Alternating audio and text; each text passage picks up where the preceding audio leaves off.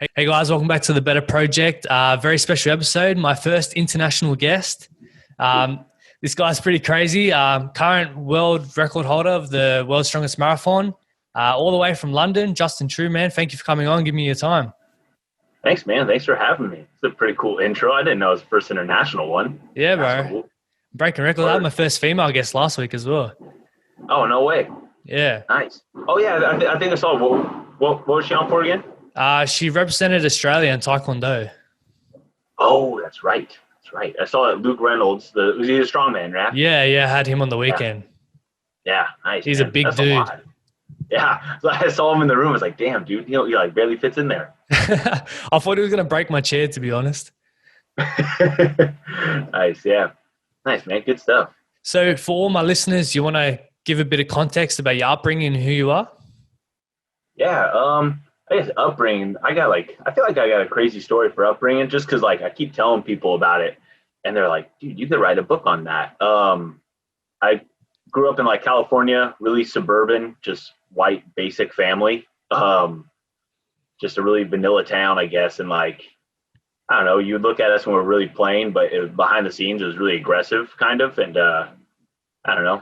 Long story short, about 15, 16, like everything took a downturn. Like I wouldn't say we were wealthy growing up, but we had like a decent amount of money. And then 15, 16, like everything started unraveling. When you're older, you kind of see where all the gaps in your family is. Like it's not picture perfect. And I think that lifestyle growing up kind of hardened me to just kind of be tougher mentally. And that mental toughness is like carried over into everything else I've done. I started fighting like professional, like in a cage, not like in the streets. I fought with my brother a ton growing up. Like it got gory. I tell people that and they're like, dude, that's really bad. I'm like, no, it wasn't. Like he'd have a knife to my neck for a couple hours just cause like, that's just what he liked to do. And I would do the same to him if I got the chance. Like just what we did. Like it was ridiculous. And people were like, man, like you should talk to somebody. I'm like, nah, man, it's cool. We're brothers.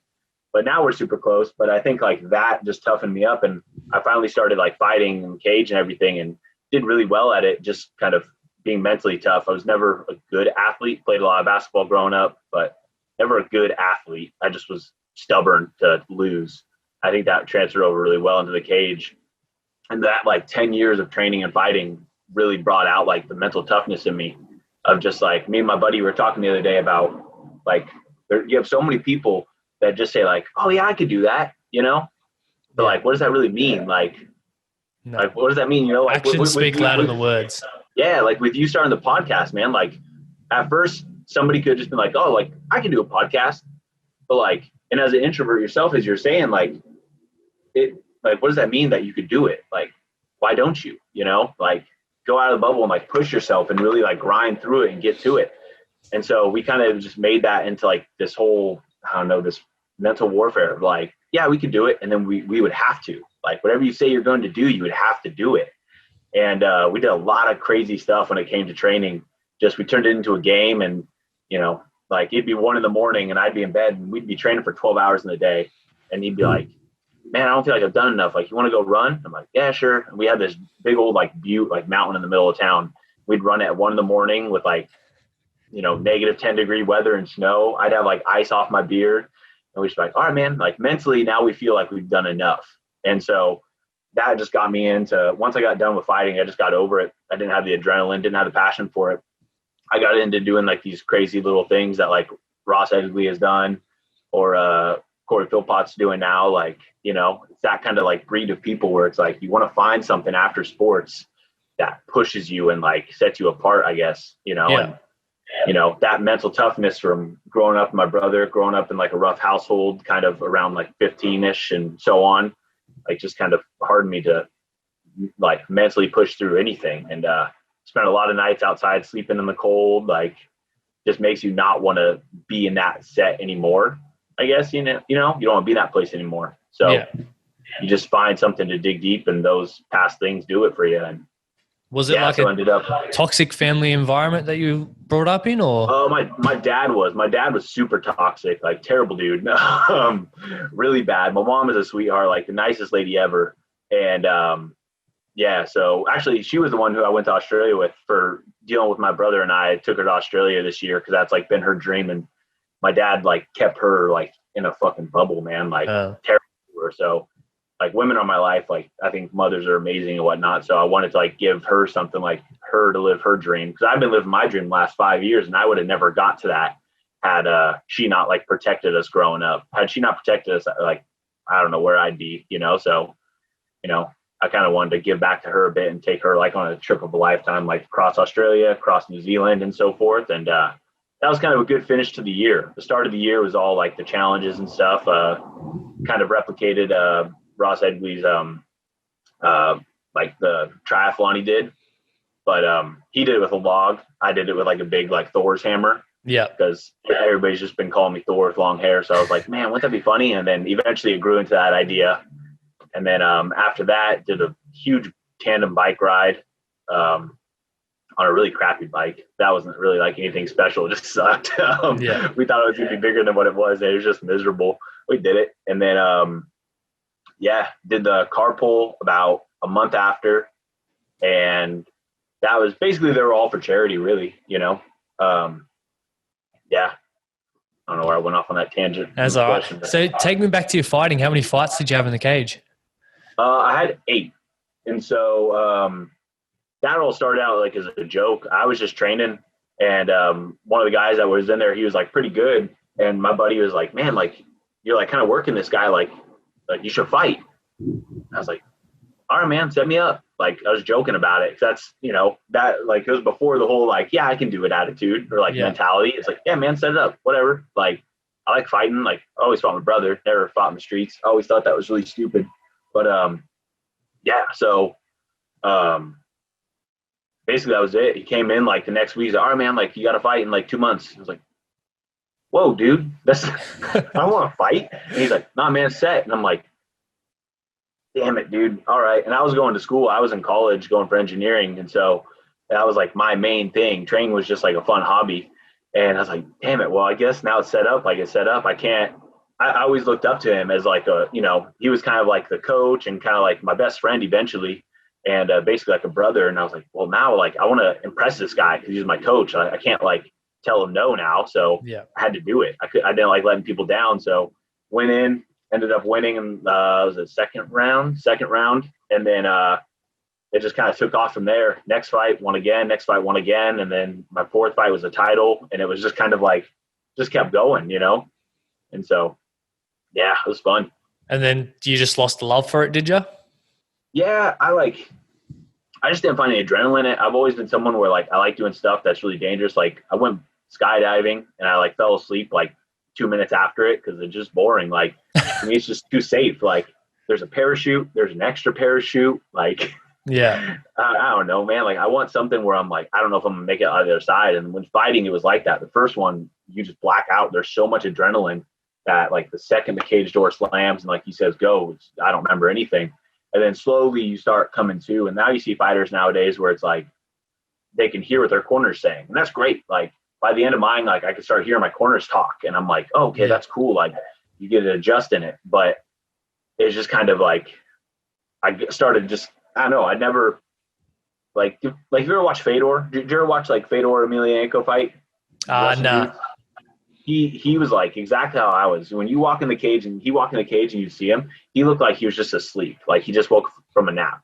Like he wasn't like amped up. Like my buddy was so jacked up and like stomping around and I looked like I was about to fall asleep. Like to me, it was just business. Like you just went through the motions. You know, yeah. You know, and I don't have a knife to my back now. There's not like a chainsaw chasing behind me. It's just me and a dude fighting. So it's like, what's the worst that can happen?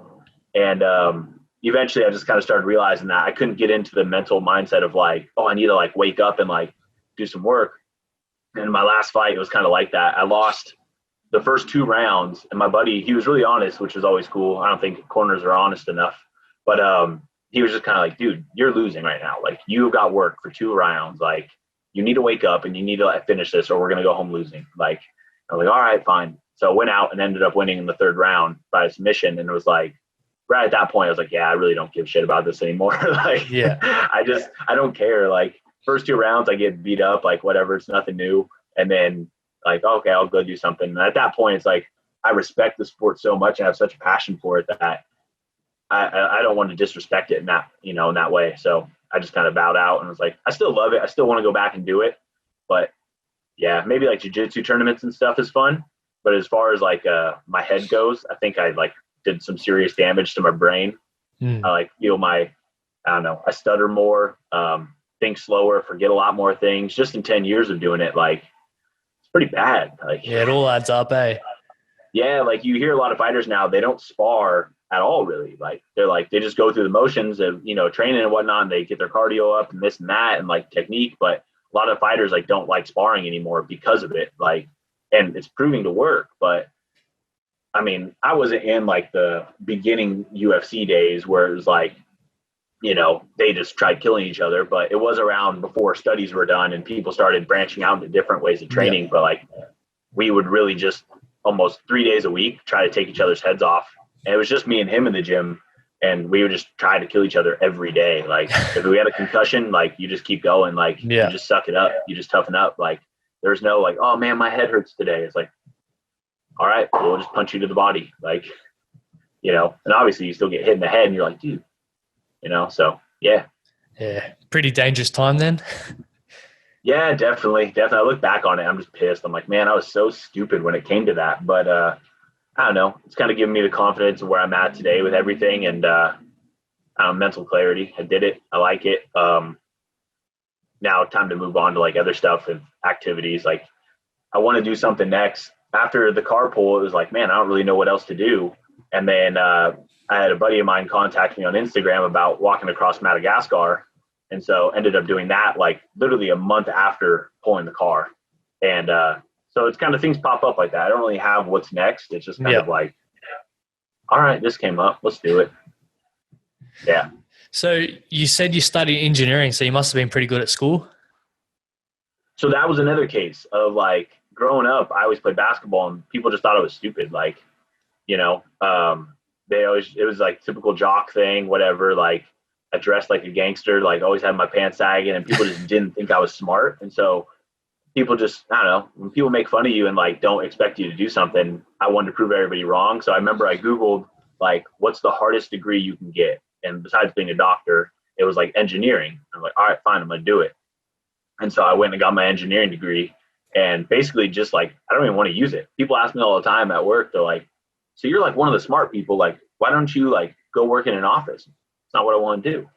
I just got it because I wanted to prove people wrong. I got tired of people calling me stupid because I like, I look like I lift, so you must be dumb, or I like working out, so you must be dumb. It's like, no, man, I'm smart as shit. Like, I like being able to hold my head my head high for that, So, yeah, I just kind of got stubborn and got through it eventually, 6 years or so. And I got kicked out of high school in like sophomore year, never went back. So that's kind of like a cool thing of like, nah, man, I never graduated high school either. I got expelled like immediately. So. That's a lot of money to spend on college as well, because you got to pay for everything out there, don't you? No, well, yeah, you kind of do. But since my family was kind of poor and it was like my parents divorced, so mom was single, you get a lot of like grants. So you get grants or like loans. So I was able to just like constantly use my grants to get through it. So I maybe paid like a couple thousand by the end of it. But when you think of like people who get their degrees like being in hundreds of thousands of dollars of debt, like I maybe paid $3,000 by the end of it. Oh, so that's good then. Like, yeah, I was stoked on it, man. I was like, oh, this is cool. And then, yeah, so it was easy. You don't have to pay back grants. So, yeah, I was happy. Good. Yeah, because I've seen how crazy it is to go to college over there. It's so expensive.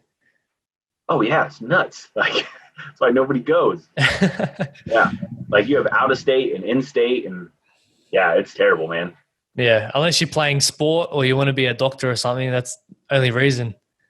Yeah, and even doctors, like you spend the next 10 years in debt trying to pay it off, 10 or 20 years, so really. So, yeah, man, I don't know how it works. That's why I want to get out of there. Yeah, it's crazy.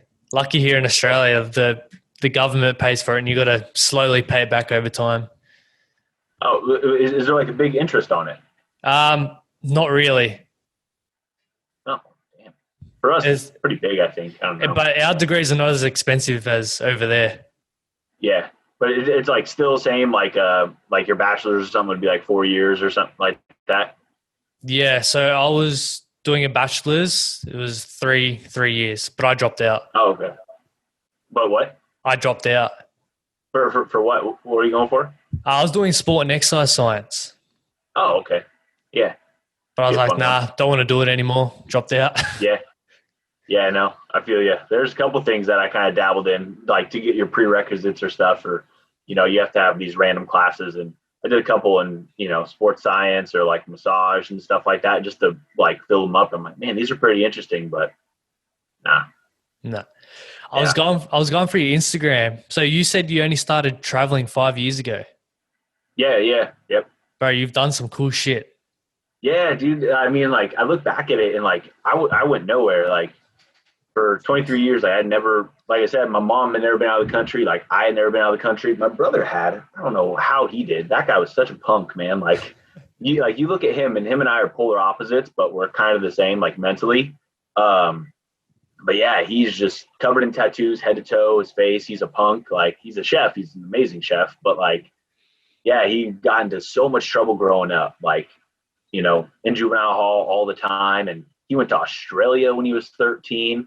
Like, I think he joined the Mile High Club on that trip. I'm like, damn it, dude. Like, you did, that's cool. Like, Yeah, and then went to Ukraine after, like, when we were going through a lot of hard stuff with our family. Like, he's 3 years older than me. I think he was like 18 and he went to Ukraine to like get away from everything. And it's like, what am I doing? Like, why can't I get to Ukraine? I had an uncle who lived there. And so my aunt took him to Ukraine and to like get away from everything. And like, I was like, you guys just left me behind. So I've kind of had to do some catching up, but yeah, it's kind of just exploded. All started out as like kind of a fluke. Booked my first trip. I went through like a really hard like breakup and just kind of booked my first trip and was like, all right, I'm out. Like 3 days later, I flew out to Bali. And I didn't know Bali was that cool of a place. Like for you guys, that's like a normal vacation. yeah, For me, that was literally, I just went on a website and found the cheapest ticket in the world for like as soon as possible. And that I just went, and that was it. And I had no idea what Bali was like. And I get there, I'm like, oh, dude, this place is tight. Like, yeah. Everyone goes there and from Australia.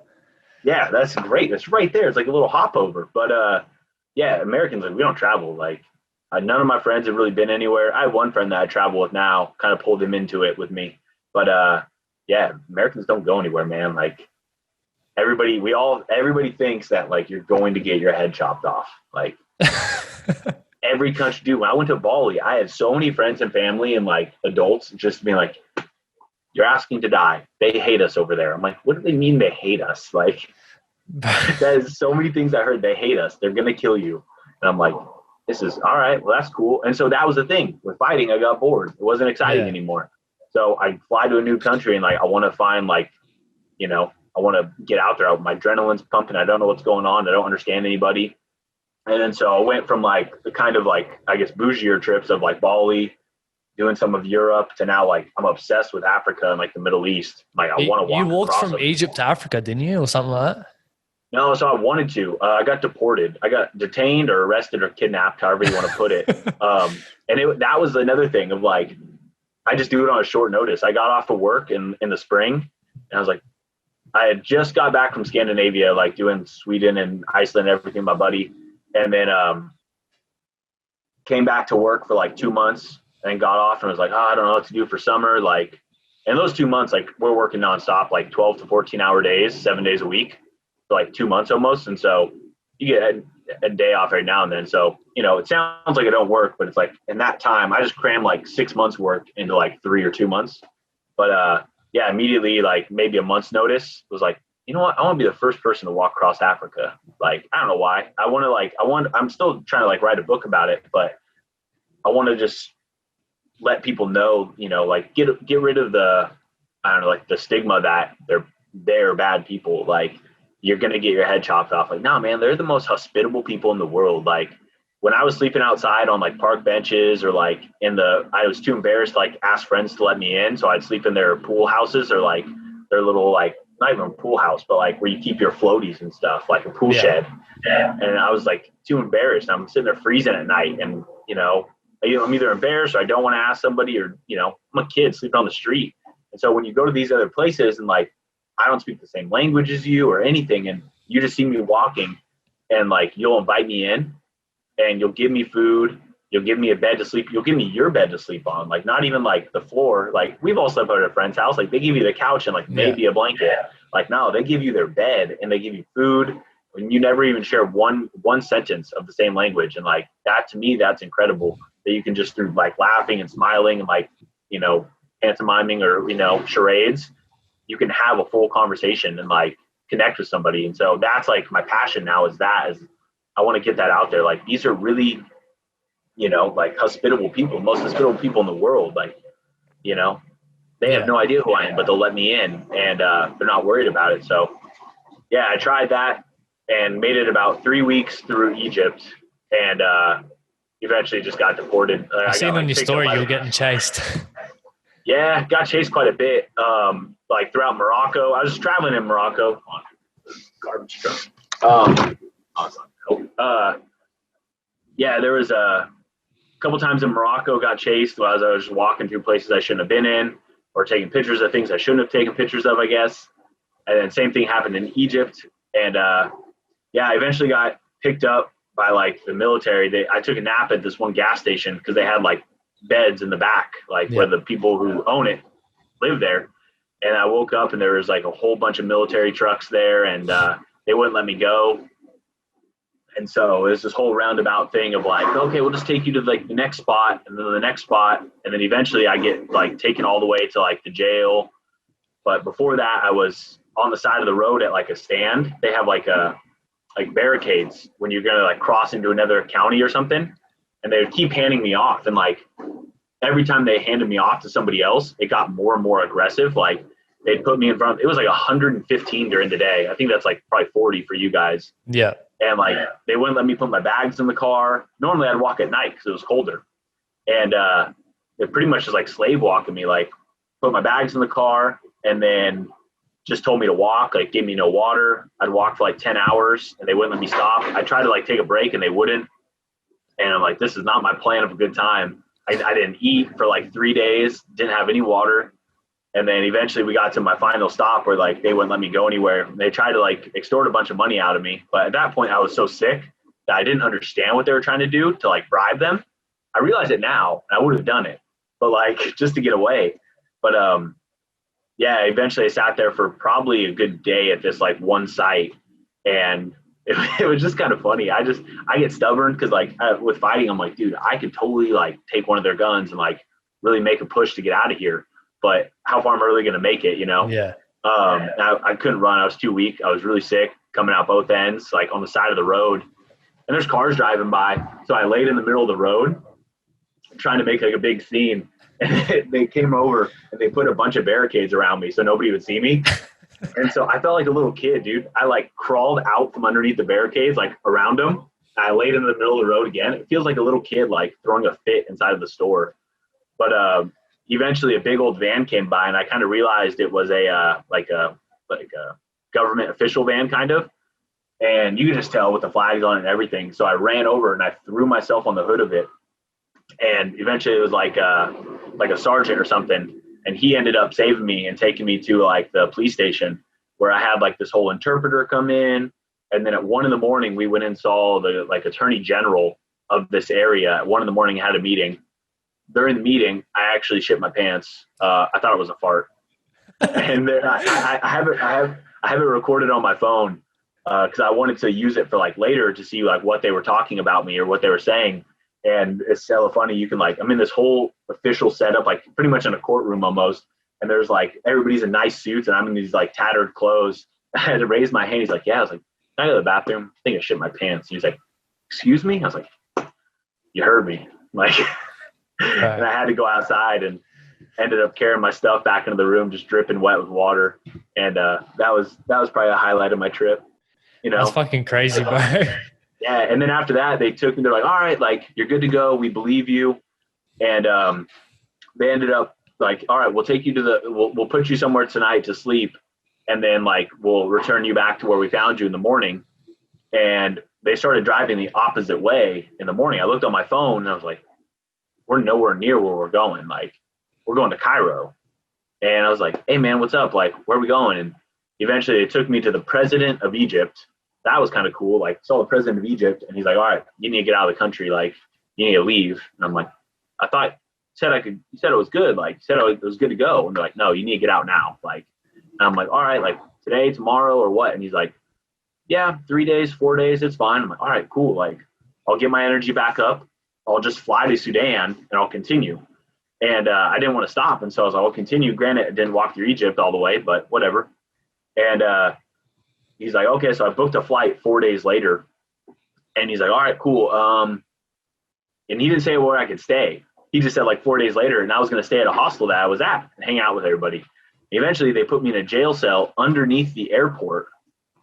And I was like, this is not what I had planned. I thought I was going to be able to go do stuff like for 4 days. And he's like, no, you have to stay here. And I'm like, you know, funny thing is my flight is actually like in 6 hours. I got back on my phone and I bought a flight like immediately out of the country, like in 6 hours. Like I was like, I'm not staying in this cell, like not doing it. I'm gone. And so ended up having to go back home. They wouldn't let me go anywhere else. They're like, whole ordeal with that. But yeah, I eventually had to go back home for that. And now I don't know if I'm allowed back or not, but I want to finish the walk. So I'll try going back at some point. Bro, that is a mad story, eh? Yeah, it doesn't really help my case with like trying to show that people are really hospitable. I'm like, no, man, they're all hella nice. Well, I kind of got kidnapped by the military, and it's like, yeah. Oh, well. It's only the military. The military's corrupt there, but everybody else is hella nice. Is that the craziest story, or you got more? Oh, man. I would say that's probably the craziest as far as like danger goes. I didn't really know what was going to happen. I didn't ever really feel like threatened, like my life was in danger. I felt like I was going to be too sick to recover, and maybe I'd die from like dehydration or like, you know, lack of food or something. But like lack of vitamins, whatever you get an IV for, I don't know. But that's what I thought I'd probably die there, is if they let me go and they don't give me anything, I might not be able to recover on my own. But what else happened? When I walked across Madagascar, it was super aggressive. Like myself and two other guys, or a guy and a girl, and it was pretty aggressive. Like the guy Chaz, he does a lot of walks across. Like that's kind of how we got linked up. Is I wanted to do my walk across Africa, and somebody had like, oh, Chaz does a bunch of walks through Africa. Like you should get in touch with him. And he does all like the wildest rivers in Africa. So I was like, oh, cool. You know, talk to him, and he's like, oh, I'm going to do Madagascar. You want to do it? And so I was like, yeah, sure, I'm in. And yeah, so he said like that was hands down the most aggressive like expedition he's ever been on. Like people just didn't like us. They weren't friendly. There's constant threats of like bandits, and the bandits attack the military. So the bandits are more armed than the military is.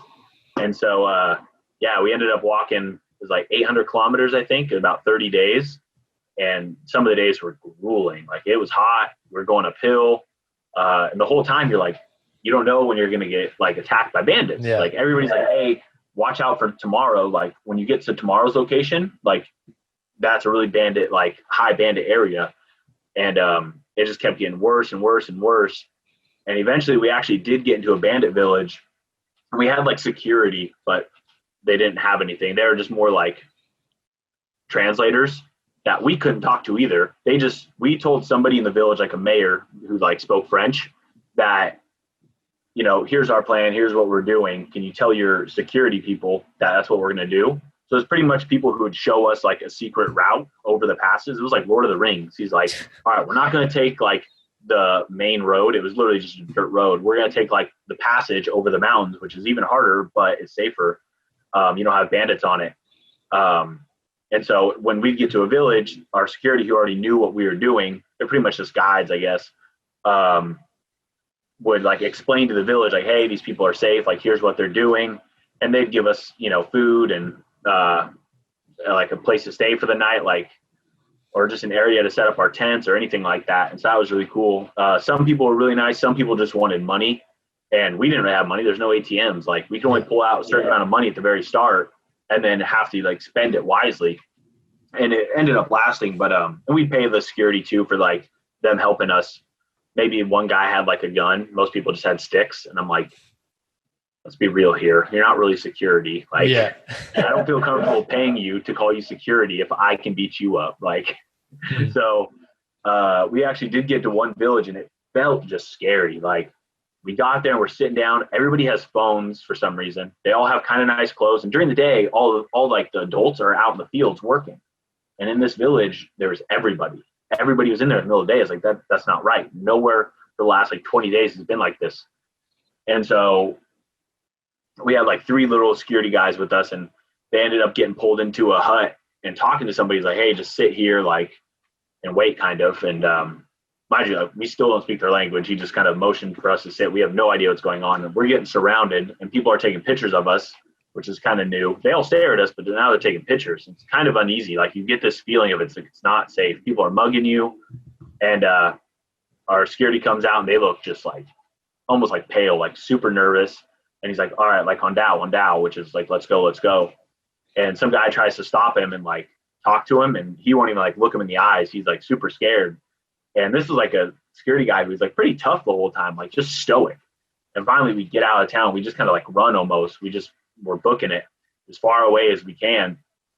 And we can't ask them what happened. So 3 days later, till we finally reached another village. At this point, we were like camped along the river or camped in a hut that we found. Like, finally we get to a place where somebody speaks French.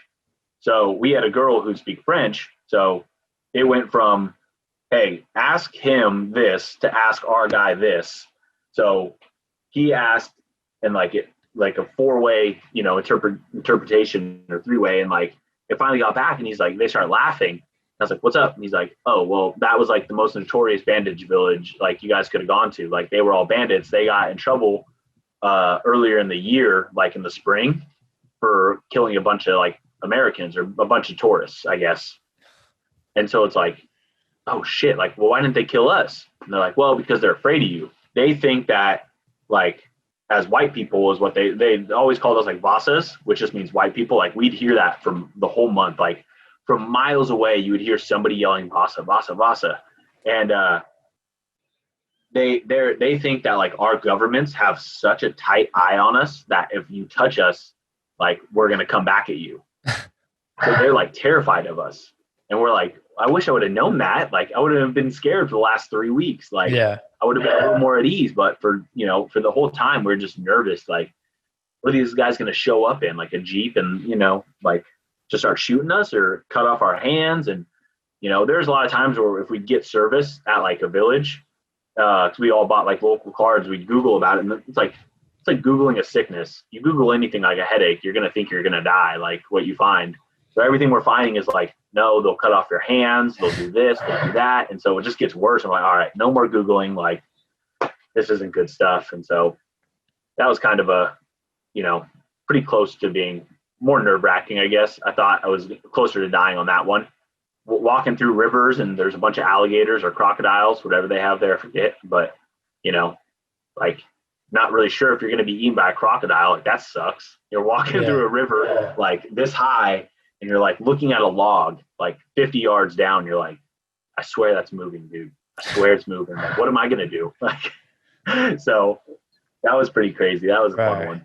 You love chasing the adrenaline, don't you? Yeah, pretty much. So that's like what I said, like with fighting, like, it's too safe. In the cage, it's too safe. Like, there's somebody to pull me off or something like that. But with this, it's like, I like it. I like traveling. There's no ref there to stop you. If something happens, like, you have to figure out a way around it, or there's really no ifs, ands, or buts. Did you have any encounters with like tigers or lions or anything?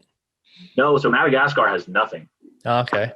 What about in Africa? It's literally, in Africa, no. That was my big thing when I messaged Chaz at first about walking across. I'm like, hey man, like, am I gonna be camping and just get like sideswept by a lion at night? Like, he's like, no, usually they're all in like national parks now. So kind of how, like, I guess going through the middle of Sydney, like, you wouldn't really see like koalas and whatnot, Yeah.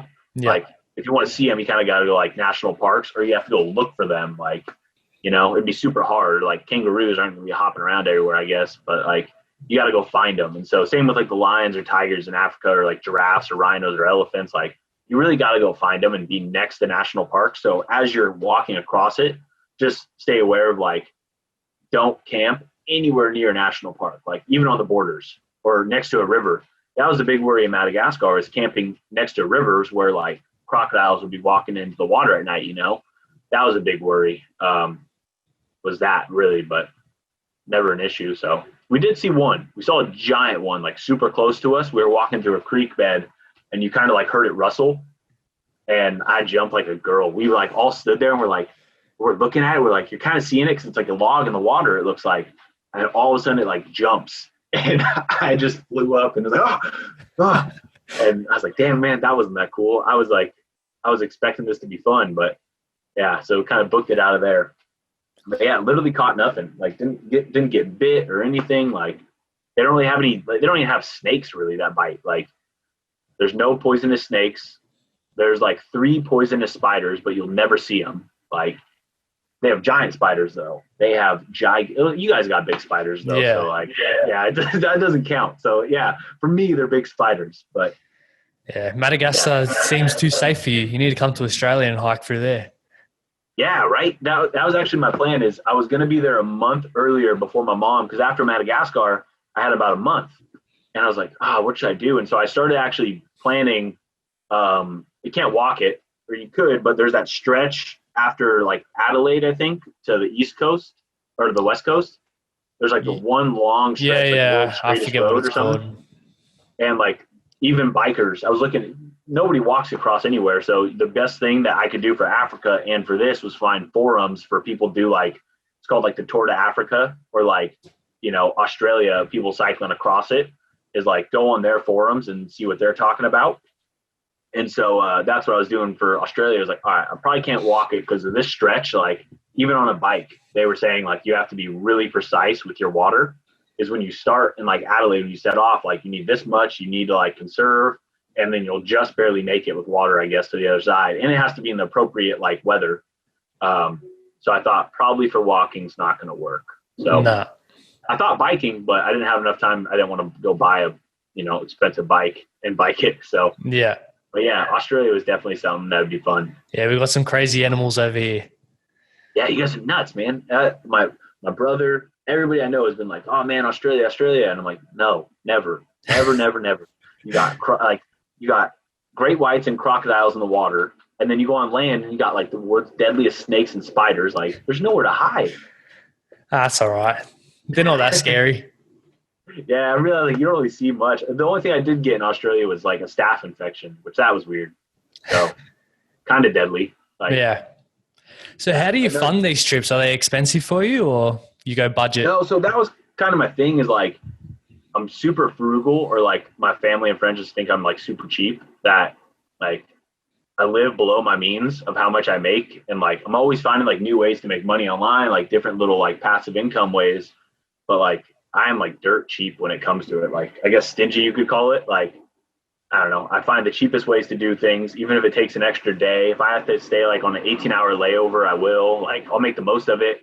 I don't need first class. Like, I find the cheapest ways to do it, and like I make it work. If it's a terrible airline where I don't get to eat the whole time, like so be it. Every now and then I'll like splurge on something, but I just realized I don't need a lot of things to live. Like I don't need to live a fancy life. Like I said, growing up, like granted we were kind of wealthy, like being little, but as I was older, like realized I just didn't need a lot of things. And I like just applying that to my life now, where I'd rather make these stories of, I'd rather go to 100 places and make all these stories versus like going to 5 places and staying in like super bougie hotels where, and that's kind of what everybody thinks. Everybody thinks I'm like, super rich, or like I do like GoFundMe's, and that's like the most insulting thing in the world. I'm like, no, man, I haven't taken a dime from anybody. Like even the little things I've set up, like the carpool, I raised some money, like a couple $1,000 for the kid who I was raising it for.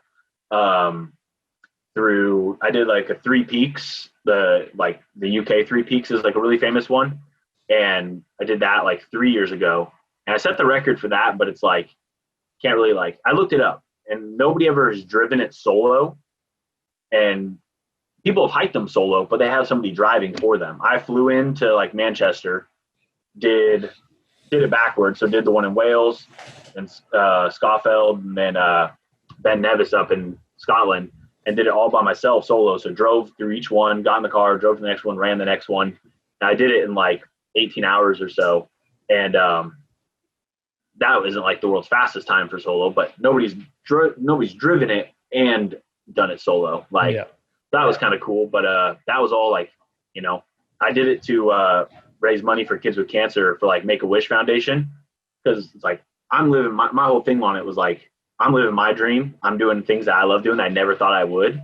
And like you have these kids who can't do things they want to do.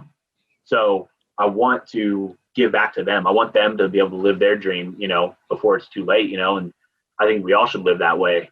So my idea with Africa at first is what I wanted to do. I wanted to put like a 360 camera on my head. And so like, I mean, it'd be super tough to like figure out, but I wanted to do that. And Bear Grylls kind of did it with like Netflix, I think, where you could like watch this thing where like, do you want him to go left or do you want him to go right? You know? And so it's kind of along that line of like, if a kid is sitting in a hospital bed and each kid has like an iPad and they get to be like, hey, like not even look, but like they get a look. If I'm just walking straight, if you have like a GoPro, you're just looking straight. You're looking at what I'm seeing. But like, if you have a 360 one on top of my head, if I'm looking this way at something that interests me, like you can look this way at like something over there, you know, and you can feel like you're there, even though like they're never going to be able to do it or like might not be able to, you know, be able to do it. Like I want to give them like they are there. And if they're like, hey, go over there and like pet that penguin, like I'm like, all right, I don't really like penguins, but this isn't about me. Like this is about you. So I'm going to go do what you want to do. And like, you're pretty much living through like my body and like being able to do things. And that's kind of like, so everything has been geared towards helping somebody. Any like challenge I've done, whether it's like the triathlon, the marathon, Madagascar, we were doing that for the African Wildlife Foundation. What is it? The Three Peaks one, like everything's I did a 24-hour workout with like CrossFit and stuff. And like everything's to help somebody and it's all costing me money. But I've never once taken a dime, like flying to England, renting a car for a couple of days, flying back, like the food of it all, like it's expensive doing it, but like, you know, I get to make a cool memory out of it. And at the same time, I get to help people and people are like, oh, like, do you take money from it? Like, I'm like, no, not at all. I don't take a dime. I don't want a dime from it. Like it wouldn't feel right. Like I want to help somebody who needs it more than I do. I'm obviously like, I'm not well off, but I'm obviously living my dream. And as long as I can keep doing that and helping other people do theirs possibly, then that's all that really matters. So when it comes to it, I just live as cheap as possible. I'll look online. I've got better at it. It's like the process of attrition. Like first it takes you 6 hours to find a cheap trip. Yeah. And then by the end of it, you get good at it. You're like, oh, it only takes me an hour to find like this crazy deal where, you know, me and my buddy flew from San Francisco to Denmark or Iceland to Denmark to New York to San Francisco, all for like $400. Bro, that's like, cheap. For us, like it would cost you $400 to fly from like San Francisco to LA. Like it's super expensive. You guys, or not you guys, but like in the EU, their like flights are like $20. Like they're still like dirt cheap over here. So for us, like finding that flight was like crazy cheap. It wasn't $2,000. And so that's kind of my thing is helping people find flights. I like doing that. Like feel wrong charging people for stuff because like stuff you can easily just find online. If it comes to like fitness stuff, like I should make money off of it, but I just don't. I just want to help people. And maybe that might be my downfall one day, but oh well. Do you document everything? Like make YouTube videos and that? I want to, but it's like we were saying at the start, like I just am kind of like, I feel weird talking. Like, you know, I'm being an introvert growing up, how we were saying, like, I don't have the biggest like following from like high school and colleges that everybody does. Like you see all these people, you know, I know it's not all like followers. It's like the quality of what you do, but I just don't have enough ideas in my head or enough like push. I have enough push for myself, but I'm just an introvert. Like I don't want to get out there. And so if I don't have a lot of people being like, oh, tell me how to do this, like I kind of just don't care to. Like unless you come straight to me, I don't put it out there, which I need to. I just stay quiet. I just kind of stay in the background and do my own thing. And when I come out with like, the reason Ross Edgley's so big is he's so good at promoting himself. My thing with the carpool, I got off work and came back to Oregon, like, and then 2 months later I was pulling a car. I had like 2 months of training for it where I was like, you know what? Like, I'm going to do this. Like, shit, I don't really have much time to promote it. Like they promote things for like years, you know, before they do it. And so, yeah, I feel like I should make a YouTube channel, but at the same time, I'm like, oh man, I'm nervous. I'm an introvert, Yeah. shy. Sometimes you just got to jump out of your comfort zone. Yeah, yeah. I mean, I made like 4 videos on it and whatnot. I'm not good at Instagram. Like, I don't Yeah. take good pictures. Like, I walk past something, I'm like, oh snap, keep walking. Yeah, it would be awesome to watch the shit that you do, especially when you're traveling. Yeah, Madagascar. I filmed the whole thing, and that was our thing is we want to make a documentary on it. And of course, I filmed the whole thing, and like I brought 2 little like SD cards or whatever, and one of them got completely wiped. Don't know how. So that's like can't really go repeat that. But it maybe knocked off like the first 10 days. So I at least have 20 days worth that I can put on there. So still, now I'm in London, Chaz, the other guy, it was cool because one of the girls was there's one that only lasted like 3 or 4 days. She was from Austria and she didn't make it like at all, physically. And then the other girl was from France, but she lives in London now. And then Chaz, is from London and he's kind of like doing a road trip around Scotland right now. But hopefully when he gets back, we can meet up finally. It's been almost a year now. Yeah. Like 2 weeks from being a year, and kind of get together and, we want to do a podcast on it, like just kind of shoot the shit about it. Cause there's so many like crazy, just fun stories that you forget. And it's just a good time, like just ridiculous. And just put together a video and try to make a documentary off what we have. And I think it'd be really unique because we were like the first group of people who did like that kind of walk across it. And, there's like a couple lists that came out and I think it made like number 7 or something for like top 10 expeditions of 2020 or 2019. And so that was cool. That was like, we beat out a lot of people who did like Everest in some sort of way or like some really big ones. And it's like, oh, that's crazy. Like, didn't know that, Yeah. That's awesome, bro. So where's some of the top places you've traveled to? I seen you went to the Northern Lights. That's pretty cool. Yeah, so Northern Lights were super tough to find. That was annoying. That me and my buddy, we did like I would say that's probably one of my funnest trips. We went to Iceland, got a camper van, and it was in the dead of winter. So like nobody was there. It was just a big old playground for us. Like anything we wanted to do, we could. We went to sites, nobody was there. A lot of sites were blocked off, of course, but it's like, when you have a whole country to yourself, like we drove around the whole thing, like maybe saw 5 cars on it with us. Like it's just cool. You're in like a desert. And so rented a van and did it for about over a week. Didn't see any Northern Lights for a week in there. We got stuck on the side of a cliff. We like drove up north. We're like, all right, we're going to see the Northern Lights. We have one day before we have to return the car. Let's make a push for the farthest fjord that we can find up north. And we were going on like super bad roads. It was terrible weather. And we actually like camped for the night and it was totally fine. And we woke up at midnight to feeling like the van was going to blow over. And it was just such an intense wind. He thought we were getting pushed off the cliff because it was so intense. We had no food. We had 1 PB&J left, enough to make 1 peanut butter and jelly sandwich. And then you have water if you can get out of the car and melt the ice. But the doors were frozen shut and we were there probably for like a good 8 hours or so. And with him and I, like, it was cool. We just sat there and like bullshitted and like made funny videos, like funny Snapchats or Instagram stories while we were there. And then eventually got back on the road once it cleared up a little bit. But we got back and returned the van. And the guy was like, we thought you guys died. Like out of our whole fleet that we rented, everybody called in and needed to be towed. And like, you guys rented the smallest car you could. We rented the smallest van we could. He's like, you guys are the only one that didn't call us to like bail you out.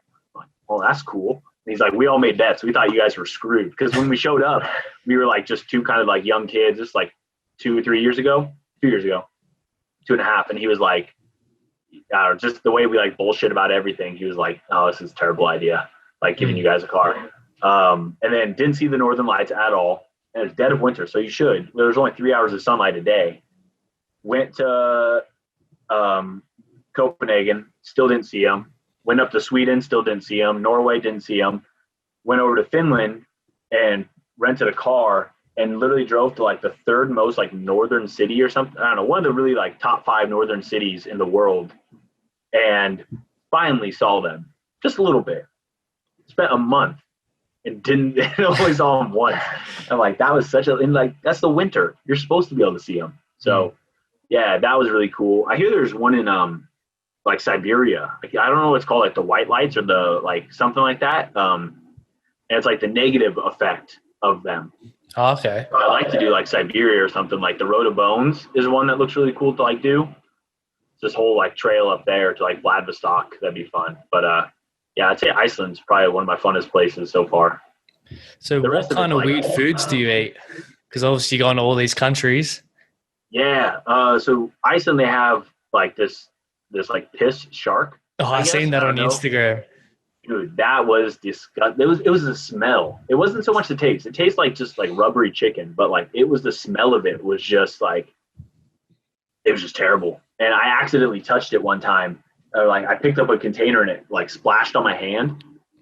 And I couldn't eat it. It took me a week to eat it. I like put it back down in the store. I went across to a bar and washed my hands for like 12 minutes. Like I couldn't get the smell off.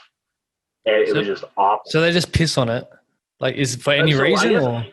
Yeah, so I don't know I don't know if they still do it now, but back in the day what they did is like there's no way to like, this is like way back in the day. They couldn't ferment they couldn't like keep anything good. So I guess if you go fishing, let's say, and you get a shark and you bring it back on land, there's nowhere to keep it. You don't have freezers, you don't have fridges, like, so they would bury it in the ground and then piss on it to ferment it. And then they bury it. So like they go, yeah. And so they leave it in the ground for, I don't know, 6 months or so. And that's how like they keep it from like bugs getting it or like it rotting, you know? And so I don't know if they still do it now. They probably don't piss on it. It's probably like not very hygienic. But yeah, that was probably one of the grossest things I ever ate. As far as Madagascar, it's just rice. There's a lot of sand in your rice, so you eat a lot of sand. Yeah, I can't really think of anything else like weird. That was probably the weirdest thing. But like bugs and stuff, or? Nah, bugs are kind of normal. I've ate some bugs like back home in California, like, you know, fried grasshoppers are actually like delicious. Like fried chili grasshoppers, good. Had frogs and whatnot. Rabbit, I guess, but that's not too weird. I had pigeon. Pigeon's disgusting. Like pigeon's gross just more because like the mental side of it, you know, like when you think of a pigeon flying around your city, they have like the little nub feet that like rotted away. That when I ate it in Egypt, it was like, oh, this is like, it's decent, but like then you realize what you're eating, you kind of gag a little bit.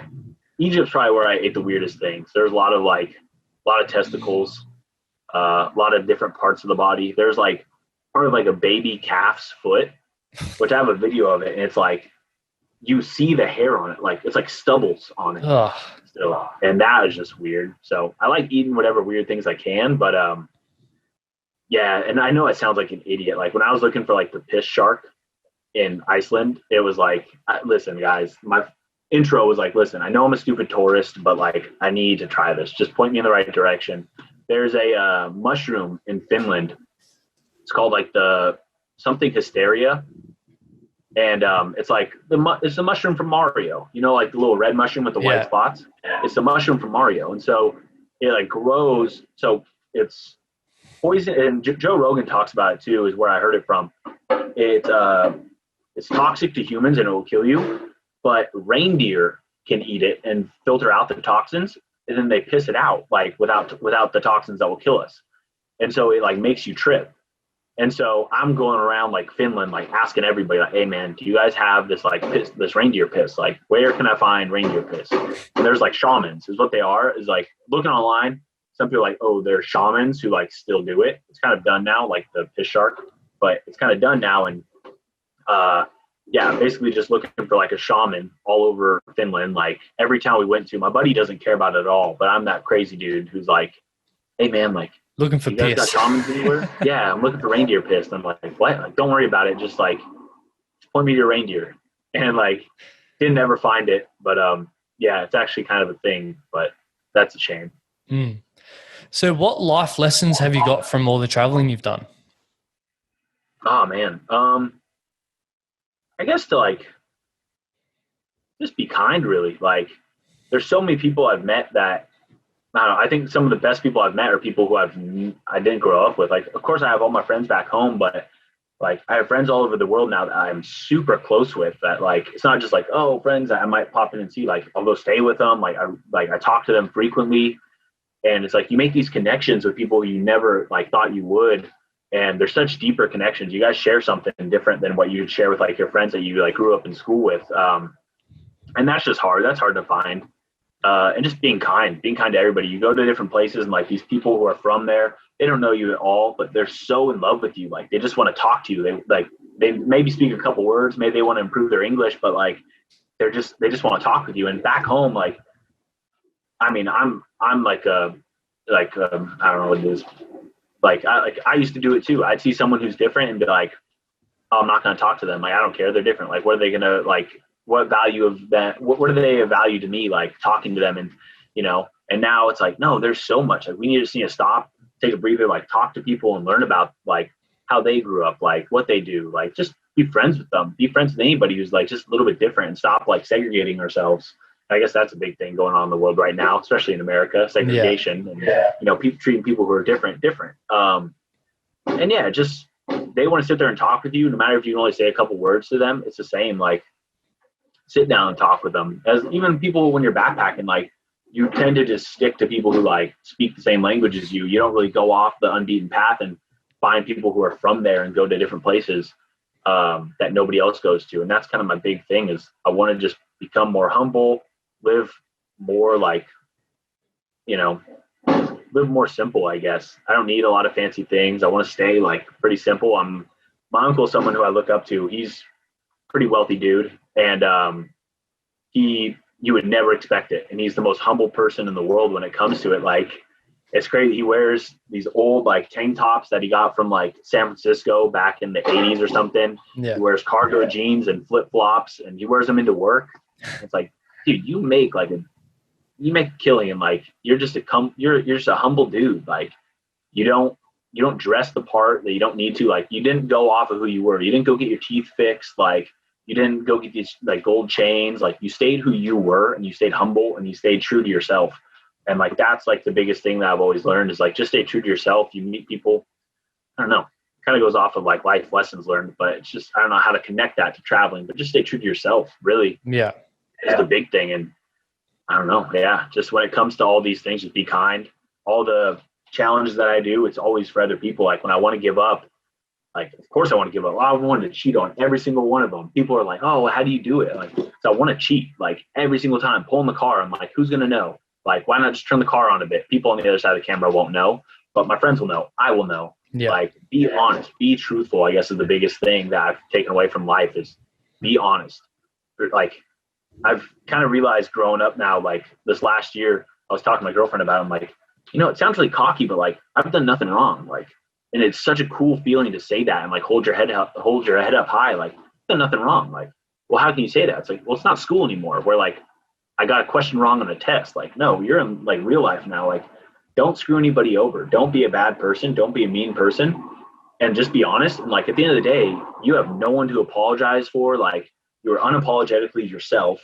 And there's nothing to apologize for. Like, just a good person. Like, so when it comes to doing the challenges and I want to give up or I want to cheat, when I was doing the triathlon, like, oh, dude, I could dump this weight and I could pick it up on the way back and nobody's going to see me. It's like the marathon runner who like hops in halfway through. Like, at night, how are you gonna sleep at night? Yeah. Like people aren't doing this for. Granted, I might raise the same amount of money and no one will know, but I'll know. And like that doesn't feel right. That the people who donated, granted, the person still got their money to raise money for them, but the people who donated to are being lied to. And I never want to lie to anybody.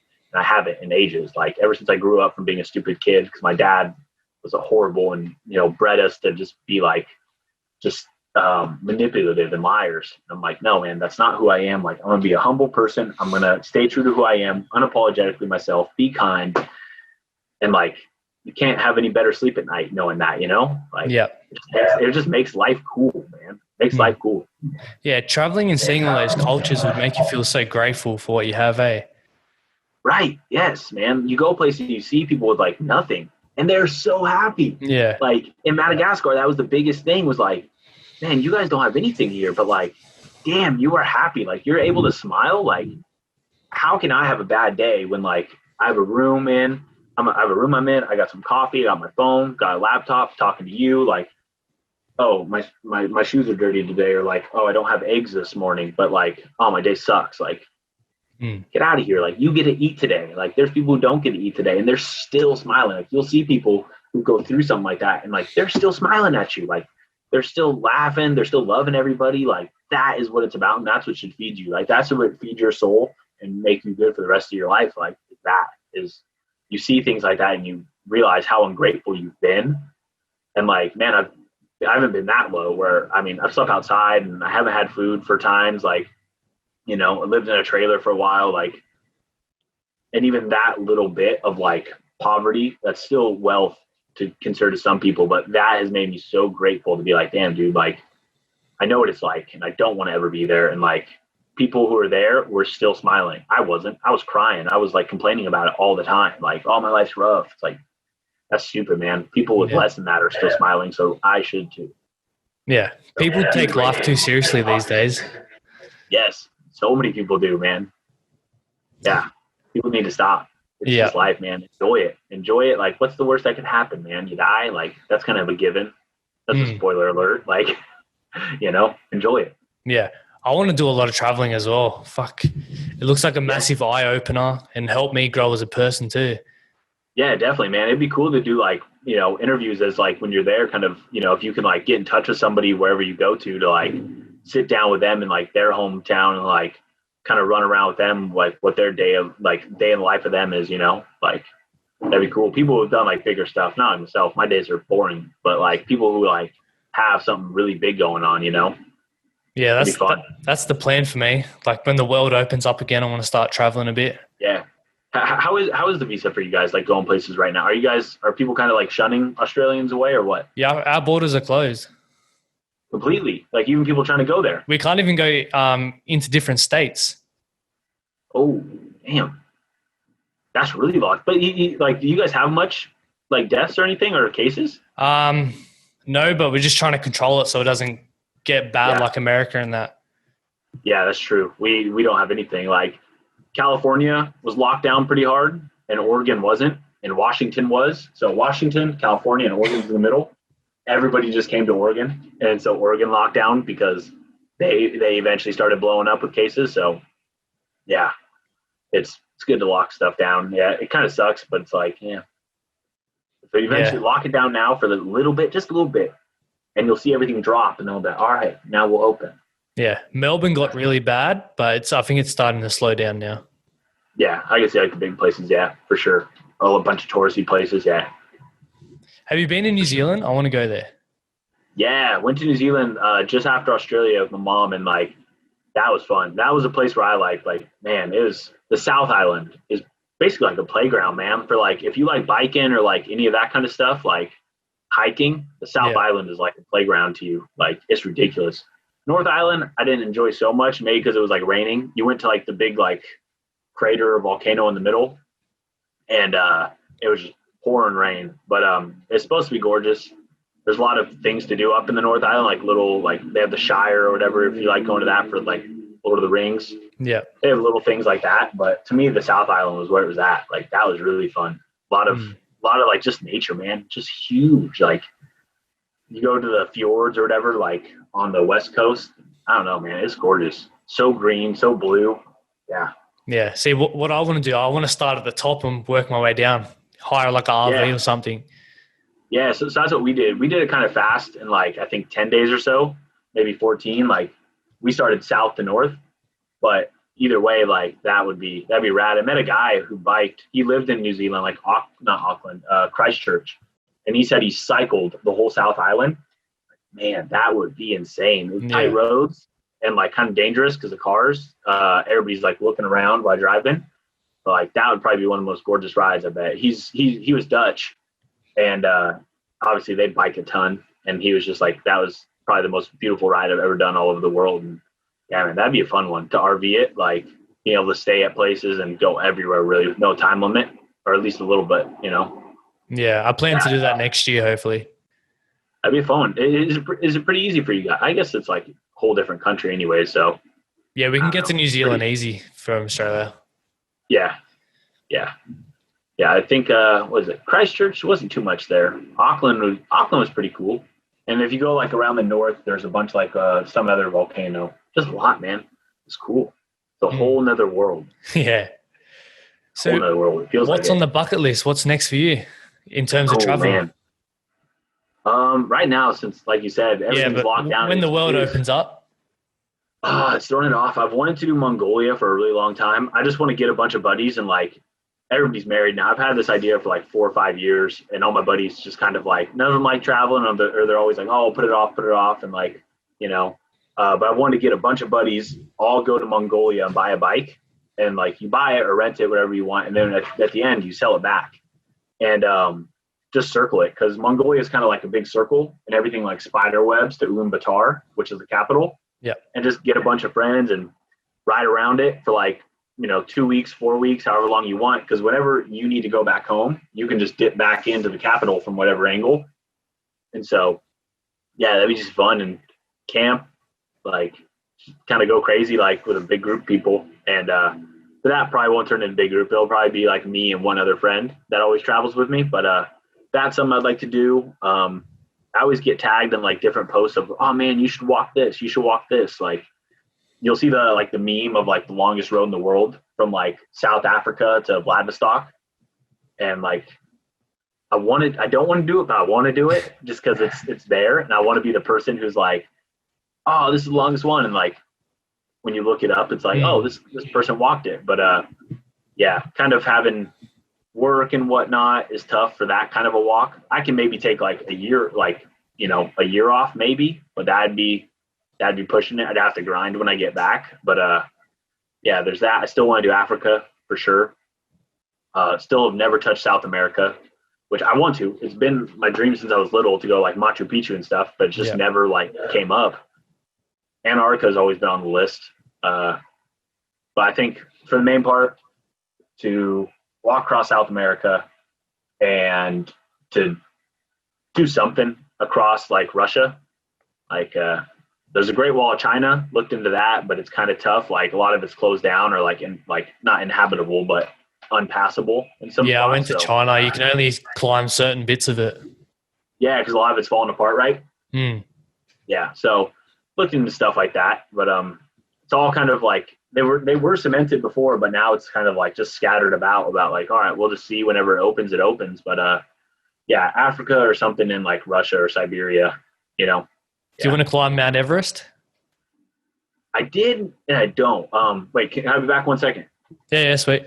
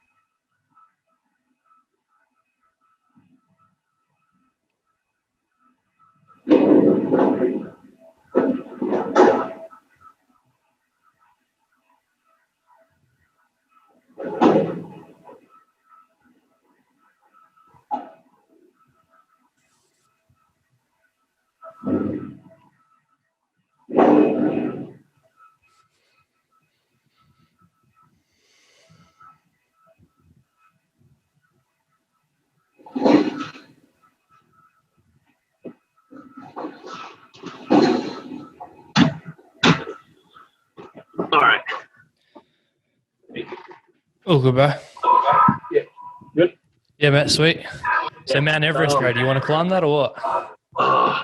I've looked at it and I'd like to do it, like we said, like the whole adrenaline thing. Looked at it and it's just like the more money you pay, the easier it is, like the more oxygen you have, the more guided it is, like the more kind of like you're kind of handed that plaque at the top of like, oh, you did it, And so I'd like to find a rougher way to do it.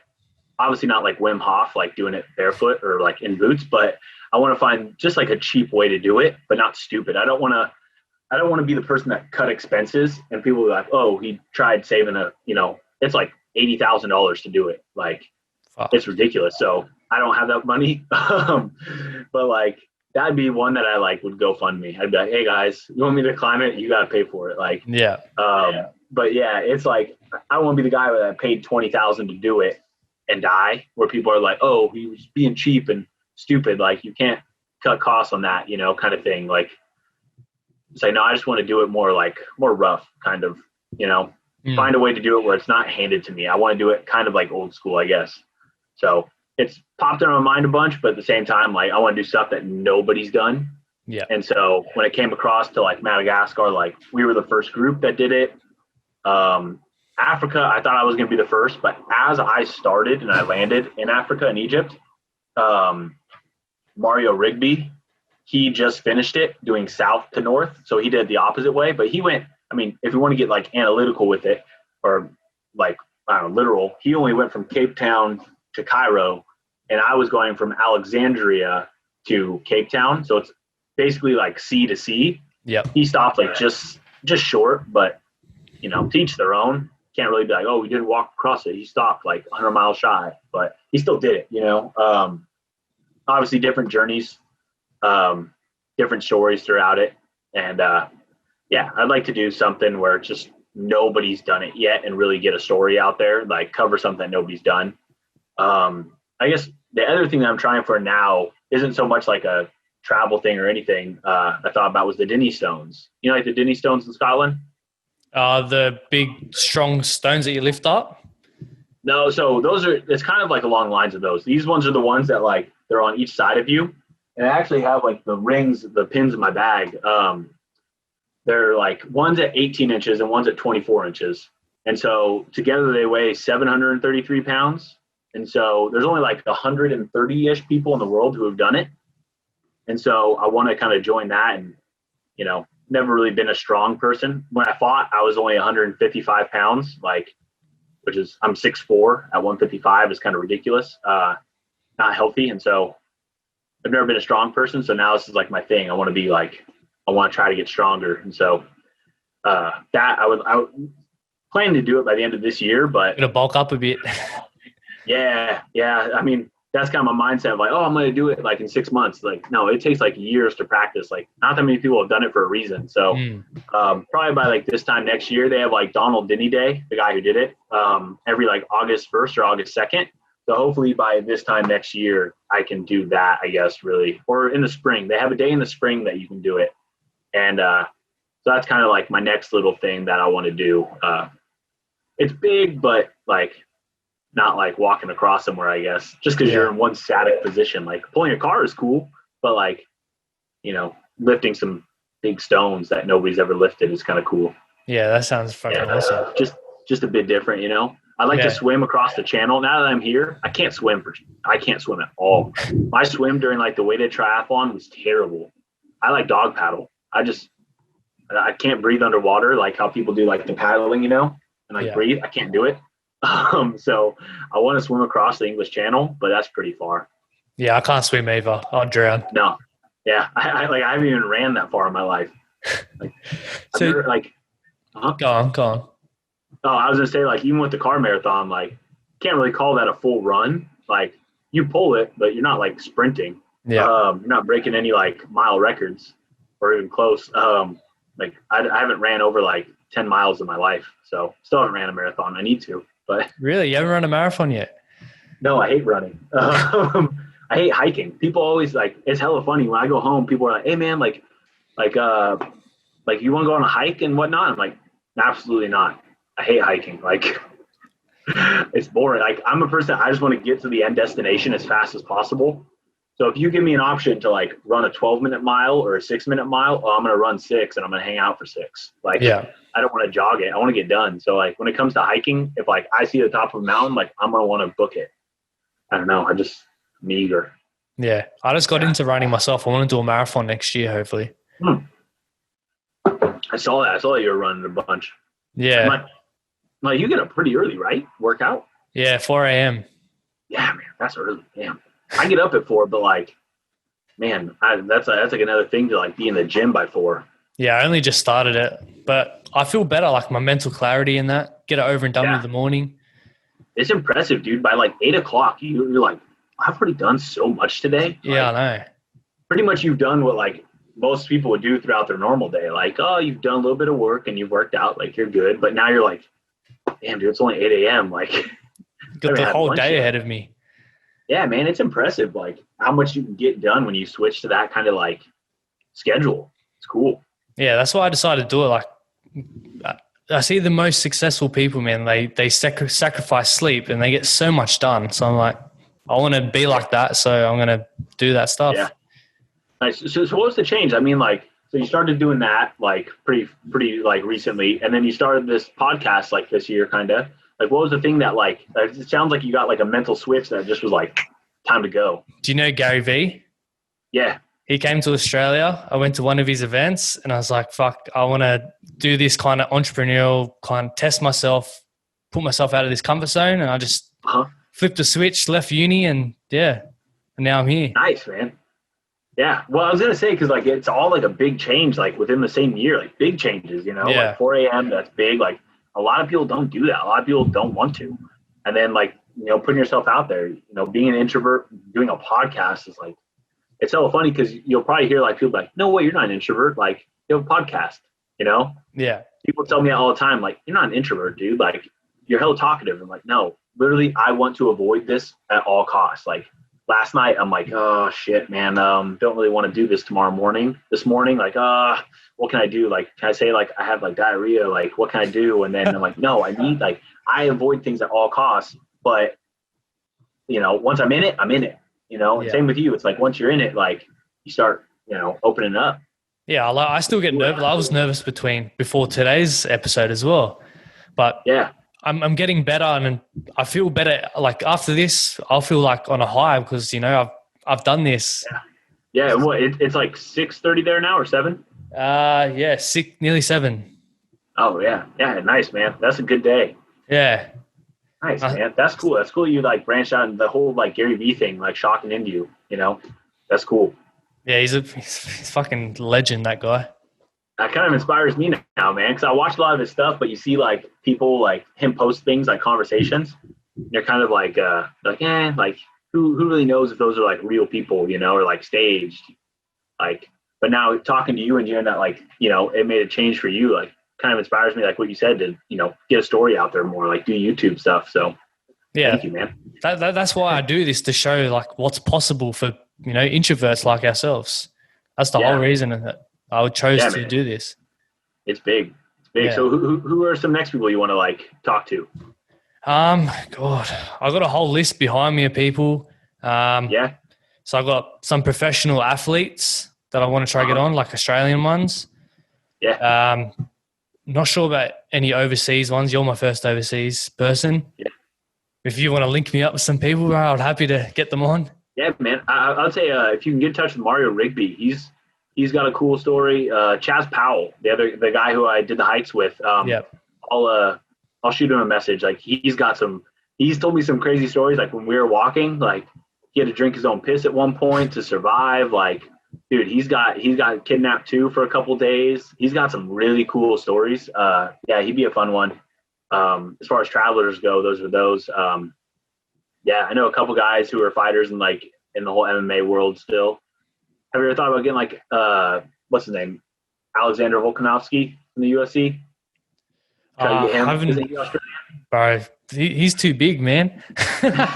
It's hard to message people, man. You go to message them, like you're never gonna see this. Like, yeah, especially when they're that big. Like they don't even check their messages half the time. Yeah. That's what I wonder about stuff with messaging, or like if you email their like marketing agency. I think at that point you'd have to pay for them. Like. Maybe when I'm Joe Rogan's size, I can get those guys on. Huh? When I'm as big as Joe Rogan, I can get those guys on. I don't know, seriously, how cool would that be? Like you can message anybody in the world that, hey man, I want to talk to you today, and they'll be like, all right, cool. Yeah. I'm in. Like they're like begging to be on his show. Like you're literally begging to talk to somebody. Like that's cool. Like you get to like branch out, and just how smart he's got, like how wise or smart, whatever you want to call it, like by talking to all this like wide array of people. Pretty cool. Yeah, that's like me. I want to talk to people from all walks of life and just network with everyone. Yeah. No, man, I'll definitely think about some people.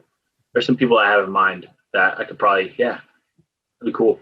Yeah, sweet, bro. I'd appreciate that a lot. Yeah. Yeah, man. Anything that helps it out, man. Yeah.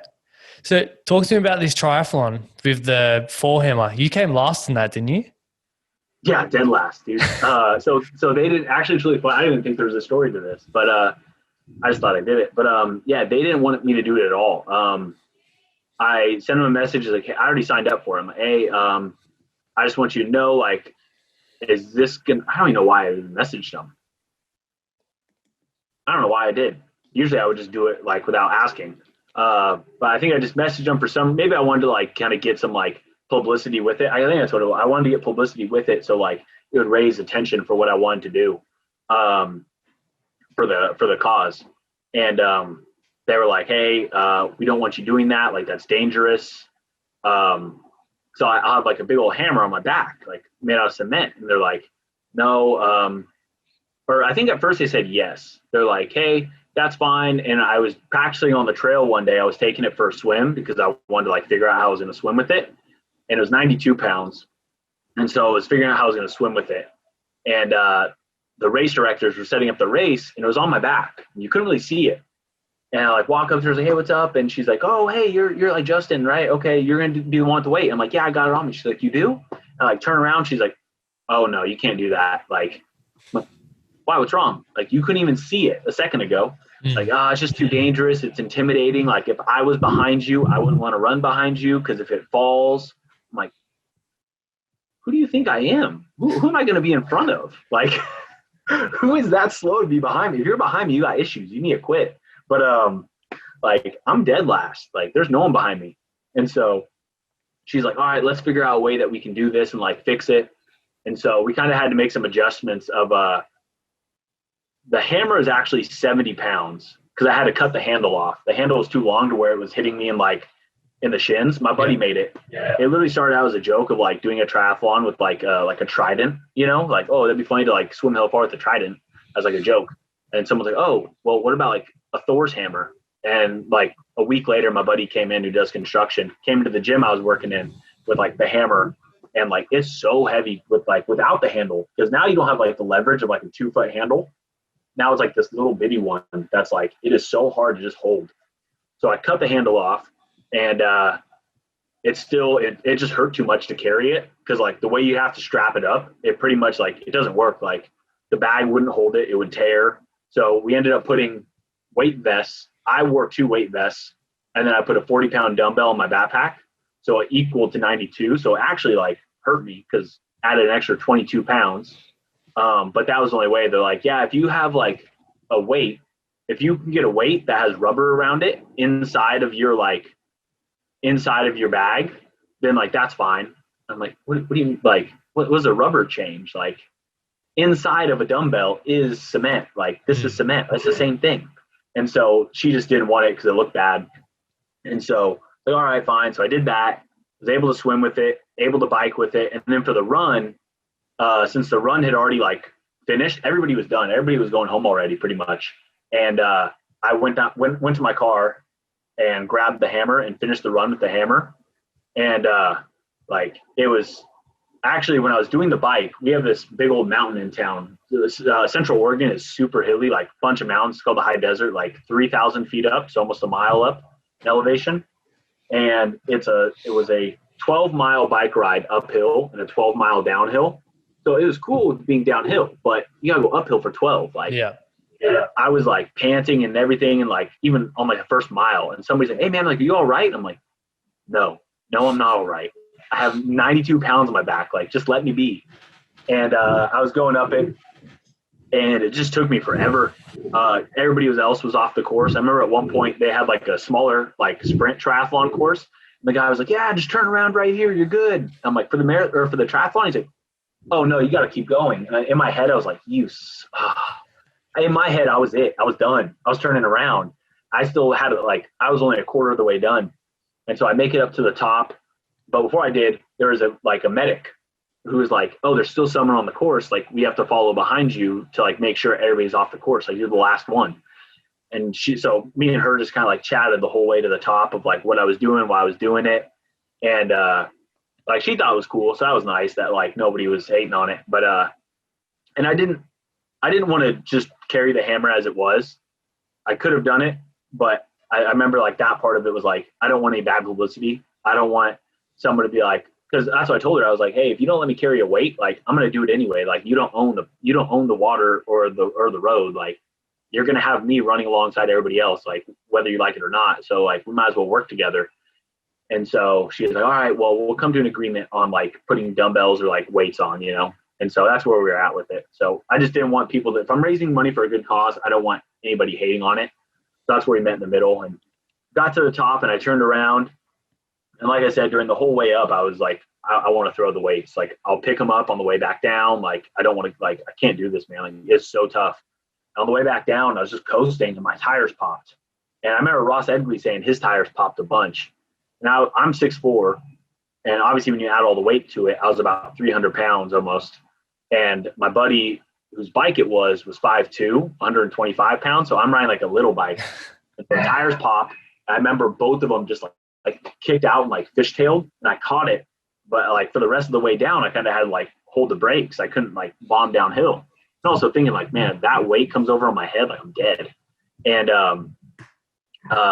I cramped up twice on the bike ride. Like I fell off the bike because I cramped so bad.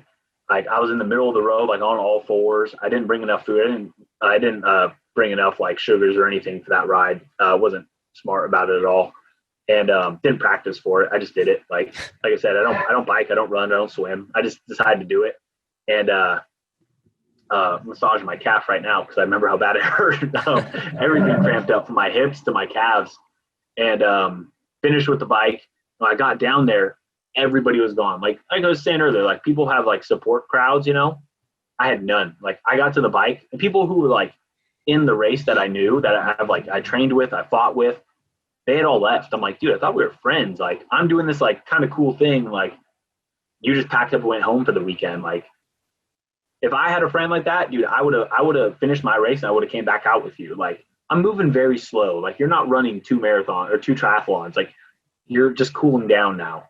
And so it just kind of sucked getting to the finish line. And I saw a lady there. I was like, hey, like I still have my run to do. I'm going to give you back my ankle bracelet that you like keep your timers on. And she's like, but you're not going to finish in time. I was like, I don't care. Like, I'm going to give you this back because I'm not going to be back by the time you guys are here. So this isn't about you. This is about like me finishing it. So I'm going to finish it. I'm going to finish what I started. And so I went off on the run by myself. And I ended up coming back, and I had like 3 buddies at the end of it that finally showed up as I was like crossing over the finish line. So that was still cool. But yeah, I crossed the line, and the race director who was telling me no the day before, she turned around and like she thought like she looked like she saw a ghost. She's like, "Are you kidding me? You're done? I thought you gave up. I didn't know you did it." And I'm like, "Yep, told you I was done." And like she's like, "Oh my God, I want a picture with you. Like this is incredible. Like we want you back next year." And it was supposed to be this year, but obviously the shutdown. But it was just cool, like seeing how shocked she was and like how like I don't know, just like seeing that look on her face is why like it's just cool pushing through to like prove people wrong. Like listen, like I'm a different breed. Like I'm gonna be someone. I say I'm gonna do it. I'm gonna do it. Like there's too many people who say they're gonna do something and don't do it. Like myself, I say I'm gonna do podcasts or not podcasts, YouTube videos. I don't do it. You say you're gonna do it and you did it. Like there's just people who when they say they're gonna do something, they do it. And you know, that's cool. I like that. And just seeing the look on her face was just priceless. Of like I'm not weak. I'm not gonna I don't run this basic. Like I'm gonna do this as hard as I can, and I'm gonna give it my all till I die. And so, yeah, that was pretty cool. So there's that one. It's pretty fun. and I want to do one without one. I want to do one without one. That was painful. That one probably hurt the worst. Like during the run with the weight, I've never felt a cramp that bad in my life. Like my back hurt from like the weight slamming on it or having like the hammer on my shoulder. Like everything hurt, dude. Everything hurt. And like that one probably hurt the worst. The car pull didn't hurt too much. Didn't hurt at all, really. That was actually fun. The triathlon hurt. So, yeah. You did cycle for Gaza as well, didn't you? 150 miles or something? No, so kind of. So the Cycle for Gaza is like one that happens in like I think you go from like Germany to Belgium or something like that, or you cross like 400 kilometers in 4 days, I think, by biking. And the carpool that I did was for a friend that's from Gaza to raise money for him because he had like a once in a lifetime opportunity to get out of Gaza and like go to school in Canada. And so that's why I wanted to like again like help him live his dream, like change his stars. People from Gaza aren't supposed to get that chance. Yeah. He did. So I wanted to get him there. And so I have a friend that I went to high school with, Alla, that she's her family's from Gaza. And so she has kind of been someone who I've talked to a bunch with it about that like whole scenario and both those events. I was like, oh, well, it's too late. She was doing Cycle for Gaza, like the actual event that got put on overseas. And she's like, well, it's too late for you to do it. I'm like, well, I still want to help. I want to like do something that I can. Like, what can I do? And so me and my buddy, we bought a beach cruiser, like tandem bike that had like 4 gears, but none of the gears worked and none of the brakes worked besides like the back one just a little bit. And so him and I hopped on it and we're like, we're going to ride from the Central Oregon to the coast and then get picked up. And it's like 200 miles. And then it didn't work out because we're like, oh, it's a bit dangerous. Like, he's got a family, he's got a kid now. Back in the day, we would have done it. He was the buddy who I'd always do all he was like guy who fought, my buddy who fought. And so, yeah, we were just like, all right, it's not wise for you to do it with a kid. Like, don't want to do that. Like, let's come up with something else. So we went all up and down the mountain range around Central Oregon, which is even probably more incline than what the original thing would have been. It was a little shorter. It was like 175 miles, I think, or something like that. I don't remember. But that was brutal. Didn't pack enough. He didn't pack food. Guy's an idiot. Pissed me off because I was smart. I brought enough food for myself. And I'm not gonna be mean about it. So when we got to like our first stop, he brought 2 baby box of raisins. I hope he listens to this. I'm gonna tell him this part because he brought 2 baby box of raisins. I'm like, are you kidding me? I brought whole loads of food, like the calories that I would need to push me to the end. Now I'm a 200-pound person. He's 130 pounds, and now we're splitting the same calories between us. I'm like, I'm 6'4", 200. You're 5'2", 130. Like, we both need different calories, but we split the food evenly just because. And we both like died, like 20, 30 miles left. There's 30 miles left and we couldn't get up the hill anymore. Like, we just couldn't do it. We had to get off and walk the bike. He didn't bring water. Like, this is like a 12-hour day in the sun biking over mountains. And like, he didn't bring water. He brought one little water bottle cup. And I brought like a filtration system, like one that I have with like water to go that I used in Madagascar and Egypt. But like, so I could refill at rivers. And so now we both had to share that. And so when we went on long rides where there's no water, now we have to split a water bottle. And it's just like, dude, you really screwed me over. Like, to me, it was like, this was a big, big project for me. Like, I wanted to do this to raise money and like really just crush it. And now it's like, we did it, but we faced a lot of adversity, which is fine. That's kind of what it's about, like our adversity is nothing compared to the adversity that the people who are doing this for is going through. So it still works, but it's like, I want to go into it with more respect than just like, oh, if I, because what if you have to give up? Like, so 30 miles, he called his wife and his wife brought us like some like electrolytes and whatnot and a little bit of food that we ate and then continued on. And after that, we continued on. We were bombing down the hill, the same hill that the triathlon was on. We were bombing down it. And he's like, oh man, I need to stop. I need to throw up. And I'm like, no, we're not stopping, dude. Like, we're going. And he's behind me. And I just hear like sitting off the side, just, and he just starts throwing off the side of the bike constantly. And so, yeah, it was pretty funny. And that was a good one. That was a long ride. That was just energy, man. I've never had my body zapped of energy so much where we couldn't even like pedal uphill anymore. It was like we get on the bike and do like 2 pedals of just like your weight falling and then just like tip over. So that was a brutal one. Just not wise with nutrition. Yeah. That would have pissed you off though. Yeah, I was like, man, if you would have told me, I would have brought more food. Like, who brings 2 baby box of raisins on like a 100+ mile bike ride? What calories is that going to give you? Right? And it's just because he's got a baby. And like, if he didn't have a baby, he wouldn't have had raisins. Like, the only reason he's got a baby box of raisins is because he's got a baby. Like, he would have showed up with nothing. Like, so it was just one of those things from like, damn you, dude, like, killed me. So, but yeah, they're all a good group of friends. Like, when I did the carpool, I really needed people there for that. You have to have somebody steer the car for you. And, when you hear like Ross's time of it of like 19 hours and you see the dude, you're like, you're a tank, man. Like, I don't know if I'm going to be able to keep up that time. And so I didn't have a goal. I thought maybe like at worst it's a mile per hour. So it's going to take me a day. So I'm going to need people for a day. Like, and eventually all my buddies ended up showing up at like any time of the day. It was crazy. Like, or not any time, but like I set out like a timetable to all my friends. I was like, hey, just book a couple slots that you can help me out with 2 or 3 hours. Like, I'll have food for you. Like, I'm the one going through all the graft, but I'm like, hey man, I'll have food for you, I'll have everything for you to help me out. Like, I just need your help. And so I'm trying to offer all these incentives to come help me when I'm the one that's like, pulling a car. But they were all really nice about it. And like, they're like, all right, I'll come at this time. I'll come at this time. And eventually like one showed up and then another one showed up really soon. And he's like, well, I just wanted to come see you first. And then another one's like, yeah, man, I was laying in bed and I just couldn't sleep. Like knowing that you're out here doing this and like, you're out work. Our whole thing about training for fights, like it was pretty much all my friends were all like fighters and stuff that we just trained all together with. And he's like, our whole thing was outworking somebody. And he's like, we always trained more because we didn't want anybody to outwork us and like in the cage. So we're like, I know I can outwork you because I never slept. I was always outworking you like in training. And so that's what they did. They're like, I just knew you were out here working and like, I need to outwork everybody else who you're outworking, and I need to try to outwork you. And I'm light years behind you.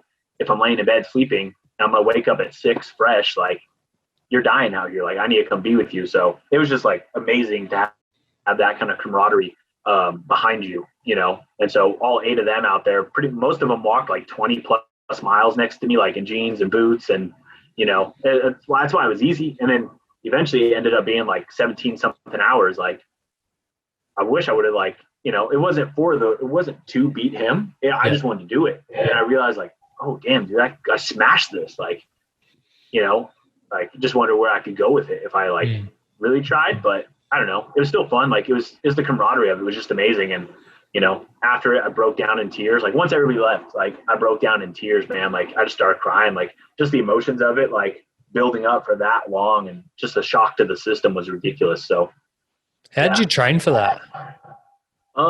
Same way. So I think Corey mentioned it too, which is pretty cool. Hearing him say it was like Ross, when he trained, cause we both read his book, when he trained for the rope climb, he was training like, always like the shortening of the muscle of the bicep. Cause he's like, you never fully lengthen your bicep, which is going to happen, like, which is where the tearing, and not like bad tearing, but like where the tearing is going to come from is like the lengthening of the muscle. And he's like, if I tear it while I'm training, then I have to take more days off. But I want to raise my work capacity without having to take days off. So he always did the shortening phase of any like bicep movement. So he would say that he would do like curls, and then his brother would take the weight and then he'd curl it again from the bottom. He would never lengthen it. And that would increase his work capacity to climb the rope. So I'm like, oh shoot, that's pretty interesting. Like, I wonder if you could apply that same principle to pulling a car. And so that's kind of where I applied it from, was like just doing a ton of leg movements. Like my leg days would be just insane amount of time. I actually didn't train pulling a car. I hooked up a car before to try it, like the week before, and it was a bigger car. And I tried it because Ross said that he tried pulling like a tractor. And it was like, oh, mass moves mass. I need to weigh more. And at the time I was only like 195 pounds or something. I was really small for like my size. Now I'm bigger. I wish I would have been I'm like 220, 215 now. But the more you weigh, the easier it'll kind of be. So you can kind of like put that into it.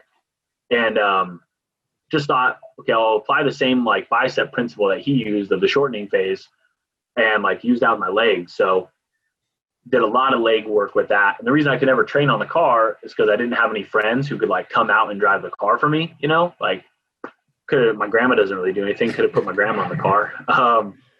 And she'd get overwhelmed. She would have no idea what to do. Like, just steer it. Don't run me over. I even had a kid at one point, one of the kids that we train with, he doesn't know how to drive. Like, and when you like say you don't know how to drive, we're like amazed by this. Not like, oh, you don't know how to drive. It's like, all right, like you're just bad at it. No, like really doesn't know. Like, just no idea. I'm like, listen, man, just steer. Like, steer and tap the brakes. And there'd be times where I'd be running and I would like slow down and he would forget to tap the brakes, or he'd like slam on him on accident and I would like jerk back. Whiplash. I'm like, dude, I'm 22 miles into this. Like, I'm so dead that like, why? Like, I can't handle this kind of abuse. I was just about to cross like the finish where I would like turn around and go. And we would all like, we've done this about 40 times now. And I'm just about to reach the line where I'm going to turn it around. And he slams on the brakes and I like jerk back. And I'm like, I look back at him and he like immediately just went white and he's like, dude, I'm so sorry. I'm like, what are you doing? When have we ever hit, in the last 15 hours, have we ever hit the brakes? And he's like, I don't know why I did it. And I was like, ridiculous. I had one friend who had the e-brake on the whole time. Like, not the whole time, but when we stopped to like get food real quick, and he put the e-brake on, I'm like trying to tug it. I'm like, dude, it won't go. Like, am I really that dead? Like, I'm already burnt out like on hour 4. And he's like, it won't go, dude. And I'm like, is it in park? He's like, no, it's not. I'm like, is it in reverse? Is it in neutral? What's it in, man? And he's like, I don't know. And I'm sitting there trying to tug it, and he has the e-brake on. And I'm like, you drive tractors for a living, dude. Like, I hate you. Like, you should know this. And so it was just super funny. Like, a bunch of funny stuff was just going on while we were doing it. We were singing like the whole time, like jamming out. Like, it was good. But yeah, pretty much just the being in the gym. Just had insanely long leg days of just trying to increase that lactate acid buildup in my legs to just like that threshold to increase to a level that like I would never reach while pulling the car. So just trying to increase that lactate threshold in the gym was like the biggest part. It was just short movement. I think Corey said it too. It's just short movements. Like, you're never lengthening out the muscle. So you're pulling the car, you're never fully like extending, you're always staying kind of in that crunch position. So yeah. What was the hardest part of it all? The chafing. I was bleeding, like the chafe. I kind of had like I have a bad stomach when it comes to things sometimes. And like, I couldn't go to the bathroom because I just don't ever really. And like, it's just chafing. And like, I was eating a bunch of dried mangoes at the start, and that reacted really bad. So I had this whole issue from like fighting and always cutting weight that like I kind of destroyed my system. Yeah. That's just now getting better. But like, 10 years of like destroying my system, I would only go poop like once every like 2 to 3 weeks, and it would be small.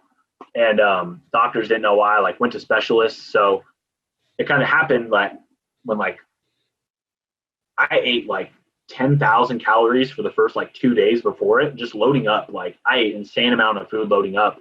So you got to take that like 2 full-size family pizzas the night before, the big ass breakfast I ate, and then the food that I was eating during it.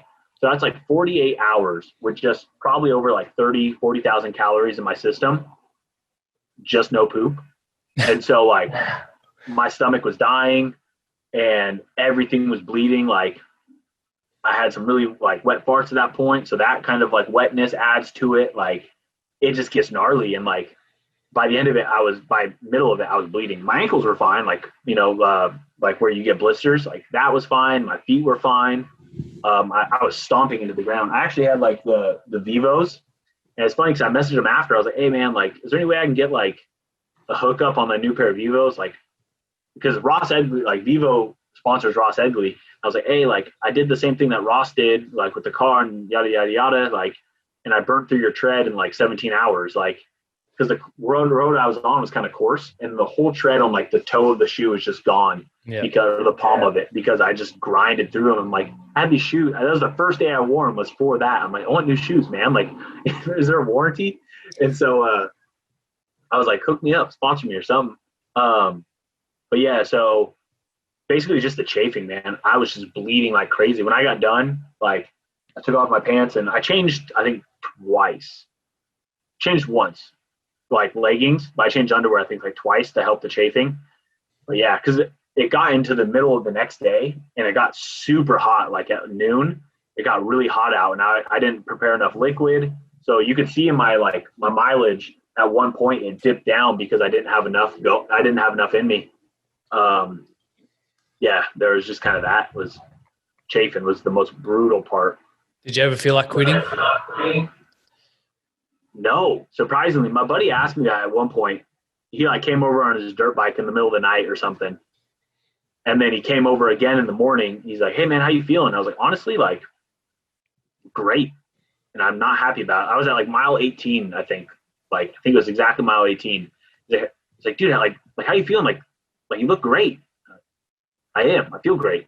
I hate it. Like, I wanted to hate this. At this point, I wanted to hate it so much on purpose. Like, I want to do something that I hate so I can push through it and face that adversity we were talking about, But I didn't. I loved every minute of it. Like, it was fun. I didn't stop singing. Like, we had a stereo on the car and we were like on the hood and we were jamming out. We're singing like Taylor Swift. Like, we're just having like a good time laughing and having fun, and just getting after it. Like, there's only so much seriousness you can do.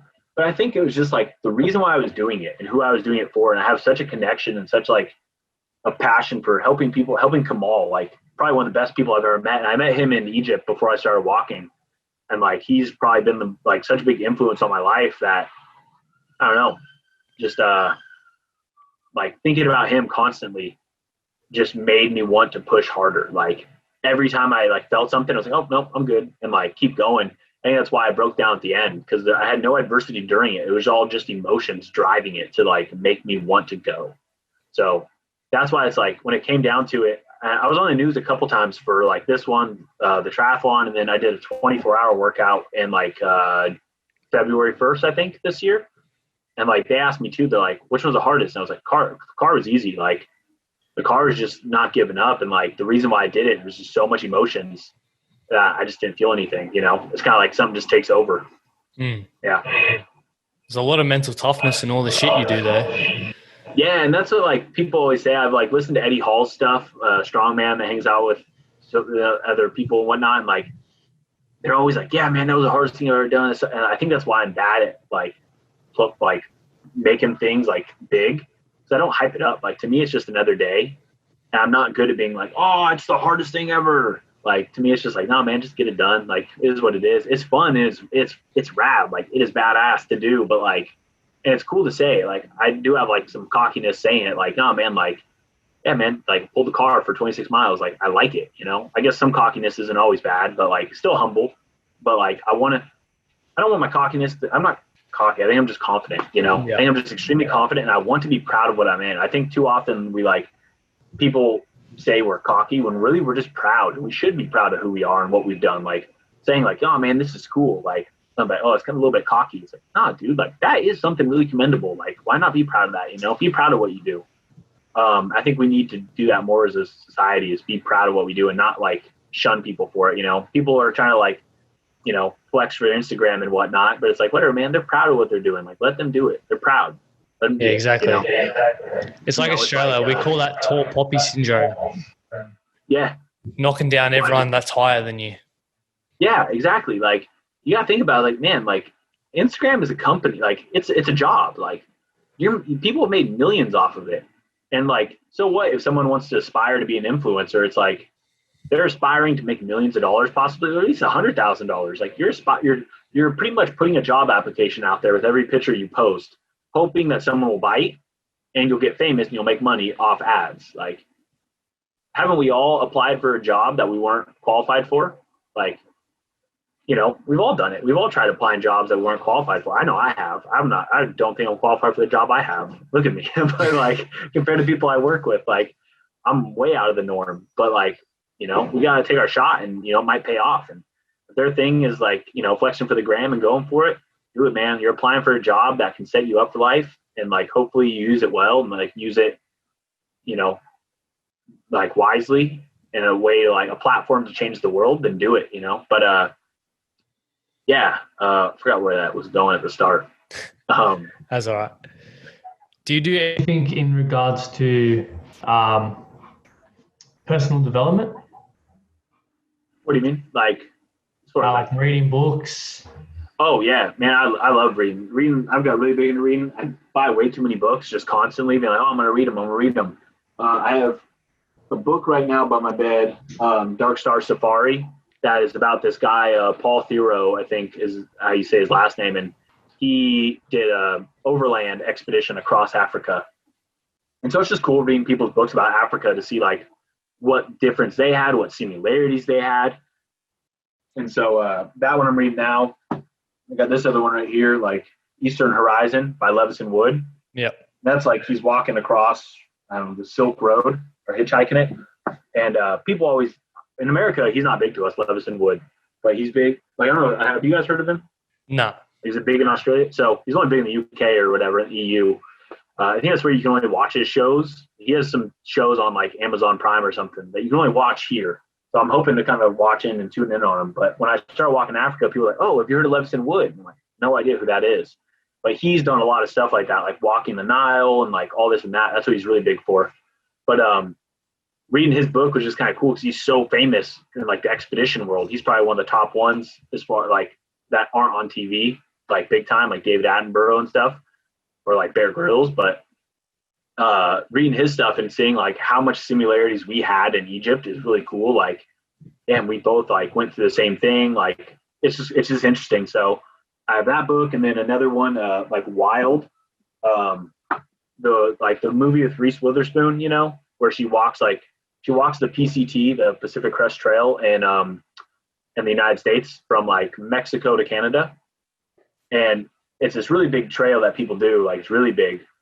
People always ask me if I'll do it, and I say no. Like, not because too many people do it, because it's like my backyard. Like, I grew up in Northern California. I grew up in Oregon. Like, that's the beautiful part of the walk. You go south, you're in the desert. I don't care to be in the desert. Been there. And then like, you know, I've seen what I'm gonna see. Really, it's just not something that like fancies me. That I fancy, but reading her book, a lot of people were like, "Oh, you should read her book and see how she writes," because when I'm trying to write a book about Madagascar right now, and she kind of writes in a journal format. So that's kind of like my thing while I'm out here in London. So I can't work without a visa.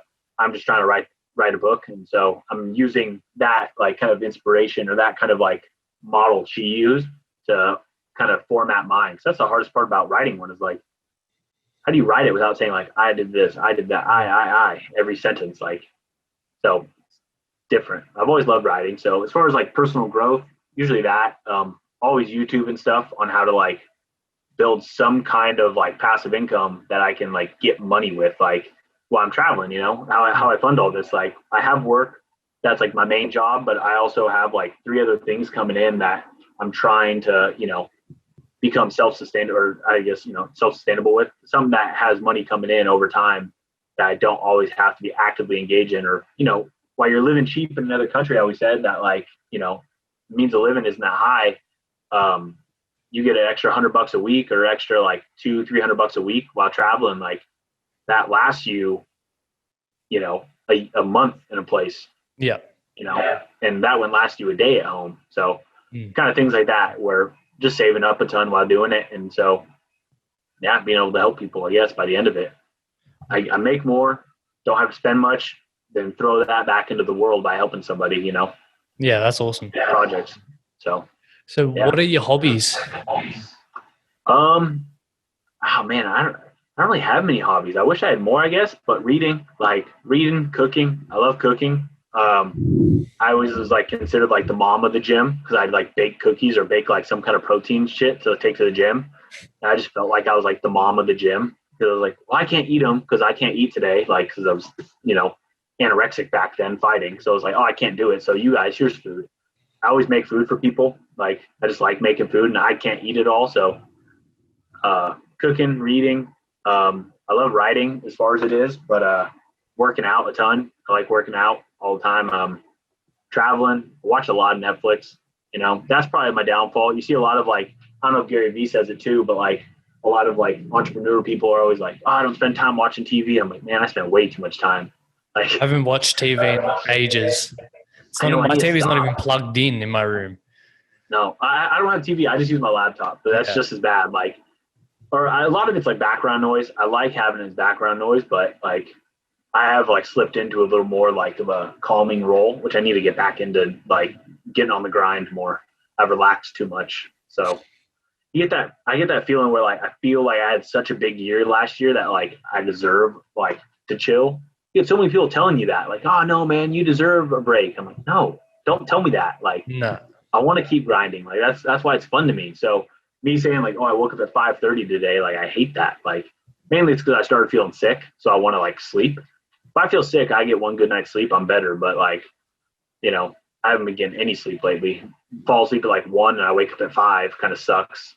I kind of want to take advantage of I want to, you know, live a little healthier and get a little more sleep.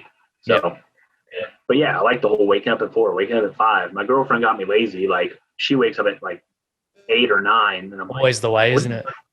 I was like, what do you do? Like, how do you do that? If I was sleeping until 9, I'm like fighting to sleep until 9. Like, I'm already awake 10 times before then. So yeah, my girlfriend does the same.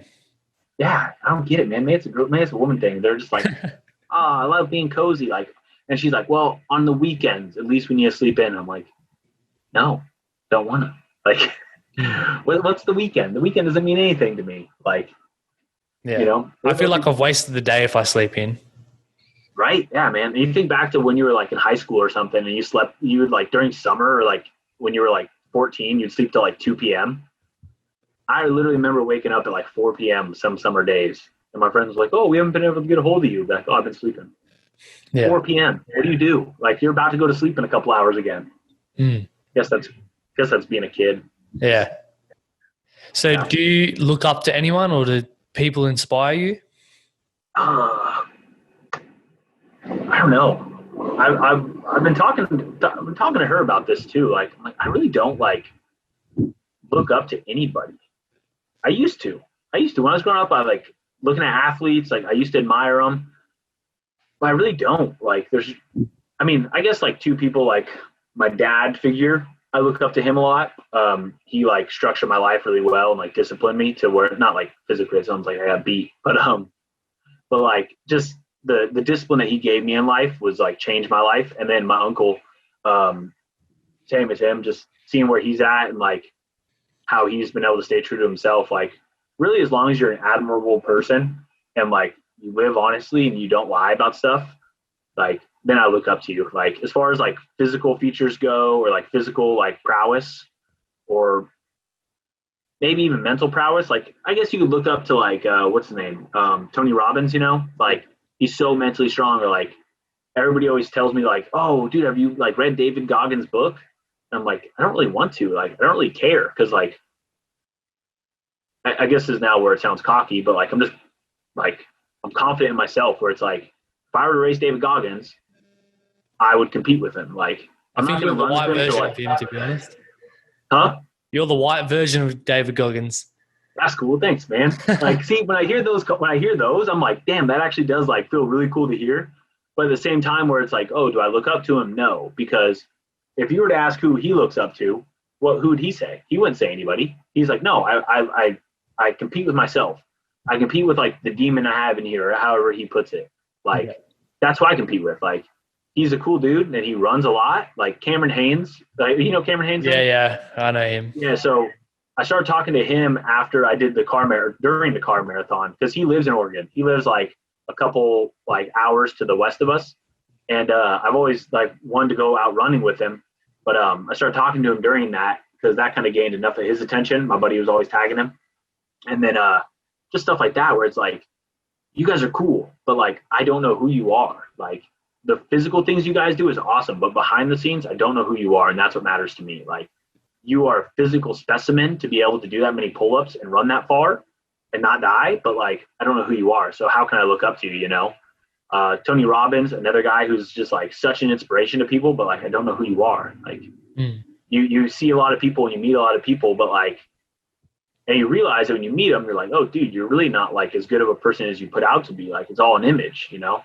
Granted, it might be real or it might not be, and I don't want to be like pessimistic and to expect the worst of everybody, but I don't want to like put words out there where it's like, oh no, I look up to this person, that person ends up being like, you know, a rapist or a child molester. Like, you know, with everything coming out in the world where people are like, oh, I don't know who's in the whole like Jeffrey Epstein scandal, but like, you know, what is it?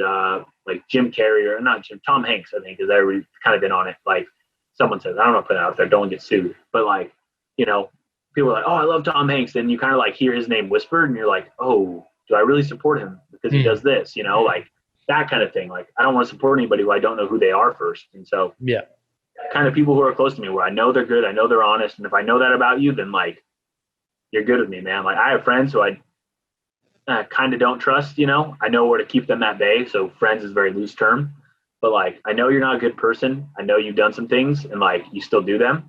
So I hold you at bay. I don't look up to you in any way, shape or form. Like, are we cool? Do we talk? Yeah. But when it comes to looking up as like anybody as an inspiration, I'm kind of like, I just try to be me as best as I can and try to like just kind of shock the world and just try to do something that's never been done and stay honest by being at it. So Ross is cool. He's done a lot of cool physical things.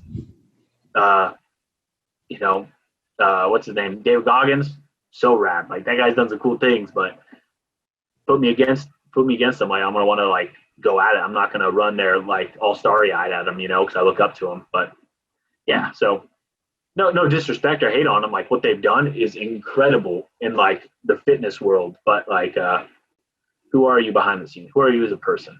Yeah. Anybody who's honest, I look up to them. So Yeah. that's, I guess, my answer to it, you know? Yeah. You're just focusing on yourself and trying to be the best version of you. Yeah. I think maybe we might get too caught up in like, oh, I look up to this person so much. And then you don't live your life. You live your life just like through them or like watching them through an hourglass, you know, like just, you know, look up to the person in the mirror. Who's the person in the mirror? Like, who is someone that you would be proud of, you know, like, there's a friend that I kind of helped out through some like, you know, some mental issues because I used to be depressed and suicidal and all that. Or I guess can't say you used to be. You're just better at like getting through it now. But helped him through some things, and like that's who like my father figure was. Like he helped me through those things, and that's why I look up to him. So like, who do you want people to look up to? You know, do you want to be someone like that people look up to, and how would you do it? So live your life as that way. Yeah. So like, if this kid can look up to me now, then like that's cool because I helped him through something by being true to who I am. You know, and that's I think the best compliment in the world. Like, you know, if you're staying true to who you are and you don't ever differ from that, and somebody looks up to you for that, like that's the best compliment you can have. Like, if you're being someone fake and someone looks up to you for that, like, who are they really complimenting? You know? Yeah. Exactly. Got to be true to yourself. Mm-hmm. So what's been your biggest struggle in life thus far, and how did you overcome it? I would say depression. That was probably the biggest one. Maybe I've always had it or not, I don't know. But when I was in college, I went through such a dark time where like tried killing myself a couple times. Like, my buddy who I trained with, he was the same way. And that's how we really connected. Like him and I are just so similar when it comes to it. We could kind of, I guess, bond over that, or we knew where each other was coming from. And that was my biggest thing, was like getting over that hump. And, you know, I still deal with it today, but not as intense. And that's why when I get to those places of like struggling through like a 24-hour workout or something, I'm like, man, this is easy. Like having to like, you know, stop what you're doing or like try to fight the urge to like jump off a building, like that's a hard urge, you know, like that is hard to do. Continuing working out isn't hard. Like continuing running isn't hard. It's that kind of stuff that's life or death, like is the tough thing to back away when that's all that's in your mind that is telling you to do. So you just go into that place when you're doing something. But that's how I've got over it. I just try to like metaphorically kill myself as much as possible working out. Like I use that just energy inside somewhere else. I was reading a book. I think it's Think and Grow Rich by Napoleon Hill. Yeah, I've read that. Yeah. So yeah, you've heard it or read it? Yeah, I've read it. Oh yeah. So he's so you know the part where he's like they take their energy and like something else, like even like sexual energy, where like one guy's like where I don't have sex transmutation anymore, or whatever it is. Yeah, you transfer that energy into some other like asset of your life or facet of your life, and that's kind of what I did with that. Is like I have such an energy in my head to like do these terrible things to myself and be self-destructive or suicidal or depressional, like what I want to do with it. And like I try to ball that energy up and put it into something else. Like I know I have that energy, like where if I want to use that ball and to go run for like 20 miles right now, I could, because I would just go into another space in my head. That's kind of how I deal with it. But over the years, like I've had to learn some healthier way of doing it, you know, like, all right, I can't destroy my body in order to keep my mind healthy. You know, you got to find a balance of it. Yeah. And so, granted, like, okay, well, I'm not physically harming myself anymore by like jumping off anything, but like, you know, I'm damaging my joints and my health for this now. Like, what's the trade-off, you know? So really like fighting helped me a bunch, learning that mental clarity to, you know, cutting weight. I can't eat this, or I can't drink this, or all right, I have to stay in the sauna for the next like 8 hours. Like that kind of mental strength to silence those voices that are telling you no, helped me silence the voices that were telling me to do something, like with depression. And school was the same way. I didn't sleep a lot. I was always like, I think I told you before, I was a night owl and a morning person. Yeah. So like I never slept, and I thought I was going crazy. I thought like the mental voices in my head were like me talking to myself. I had to see a therapist for it, because I was like, I'm just talking to myself, this and that. And she's like, no, what it sounds like is you have something, mental cognition or whatever it is, like where you're thinking about thinking is all it is. And I thought that was me hearing voices. And so I wouldn't sleep, and I would like go to class, and I just would like always be paranoid, always stressing about school. Like, I'm going to fail, or I'm not doing this, I'm not doing well. And so that was probably the most stressful, like worst time in my life when it came to that, even though like, you know, the whole like rough upbringing, that was whatever, that's all I knew. It's not hard. That's all you know, but then I like went this whole depression phase of life where like nobody wanted me. I just felt like I was alone in the world. Nobody got me, and just kind of went crazy. Like, it sucked. It really sucked. So kind of, I wouldn't say traveling, I found myself, but I got rid of what was holding me down in life. And that was going to school. Like, college just made me so depressional. And just like, I guess I had it, maybe it just uncovered it. But it tore me down and beat me down in so many ways. And the sleeping doesn't help either, because then that adds in another like facet of your life. And you know, I went through a lot of like weird things in life. Brother was like always into drugs, like since he was like 15 or something, doing heroin till he was like 27. He overdosed a lot. I saw him in the hospital. Like, I was the first person to get the call to go to the hospital when he's like sitting there, like, you know, with his eyes wide open, like dying, or he already died, but got brought back to life. And guy's like Superman. I told him he should write a book. He's like died like 8 times and been brought back to life. I'm like, how do you not die, dude? Like, and my mom, my dad's a terrible person, kind of a whole conspiracy with like her getting attacked. She got stabbed like 7 times when I was 16. So, you know, I have this whole like childhood of when I was like 16 was just like my brother was constantly overdosing because he got sad about my mom, but he was already doing that before. Not like that got him into drugs, but you know, he was already into drugs, like doing heavy stuff. And like, then my mom got attacked, and like pretty much everybody just had to lean on me. Like, I wasn't, not saying I was like, they were idiots, but like, I was the only one who wasn't fucking up. Like, I was just kind of there. I was the youngest one. It's just me and my brother, but I'm the youngest one. And like, there's no one else to turn to. Like, I have like my uncle, but he's like, my aunt really isn't my aunt. And she married my uncle. So he's like, I never met him yet. Actually, I knew him when I was like 9 years old or something. And then I met him again for the first time when I was like 25 traveling. I went and saw him like while I was traveling. Hey man, like, I don't know if you remember me, but like, I'm kind of on your side of the world if you want to meet up. And now we're like best friends. Like, I've seen him more than his friends go to see him. Like, but so it was just like, it's basically just me, my brother, my grandma, my mom. And so it's like, well, who does everybody turn to? Like, who does your brother turn to? Like, if he's not doing drugs, he turns to you. And if your mom's not like, she's my mom, she's always been like the person holding us all together and saving us. She kept him out of prison and jail, I don't know how many times. She kept me out of jail a couple times, like doing stupid things. Like, she's like a ride or die when it comes to it. Like, she's like the definition of it. I remember like hearing her lie for the first time to like the cops to me. And I was like, oh shit, Cheryl, like, all right, we're cool. And I was like, I could have gotten a lot of trouble for this. And I remember, she always held us down. Like, she used to like, I think she used to steal stuff for us when we were younger because we didn't have money for it or something. Because I'd be like, I didn't see that in the grocery cart. I was crying about that all day in the store. And then I get home and it's here. I didn't see that in the grocery cart.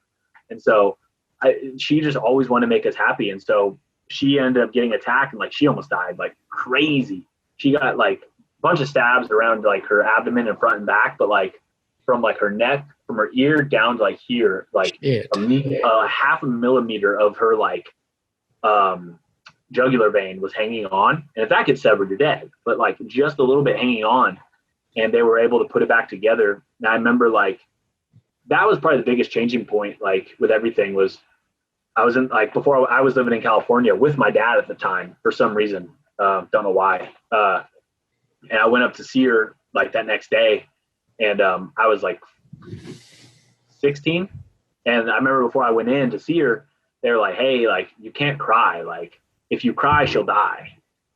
And I was like, that's a lot to ask of like a 16-year-old. Like, my mom's like just pretty much got stabbed to death. I don't even know if she's going to live. Like, nobody knew she was alive. Like, my friends didn't want to tell me. Like, everybody on the phone, like, was telling me. And, like, I think that's what really hardened me up and, like, got me through things was, like, I pretty much just had to stop there, like, having any emotions for things that, like, oh shit, like I can't cry. I have to see her and like not like she's hooked to ventilator tubes, like a giant machine, like everything, like blankets so she stays warm because she lost so much blood. And I'm like, okay, my brother has to turn to me when things go wrong with her. When things go wrong with him, she has to turn to me. Like I pretty much had to be like the rock for everybody. And like, I think that's just kind of where like that kind of made me just grow up, where I'm like, all right, I don't have time to like be depressed. I don't have time to like wallow over myself. Like I need to do this. Like I need to stand up. Yeah, that would have been really hard on you. Yeah, I think that was the biggest changing point in my life, was like, I need to like grow up. And so at 16 was just like a total transformation. And like, of course, college came later with the whole depression thing, but every time things got bad, it was like, no, like I need to stop. Like I need to be the rock for other people. Like, yeah, I don't know.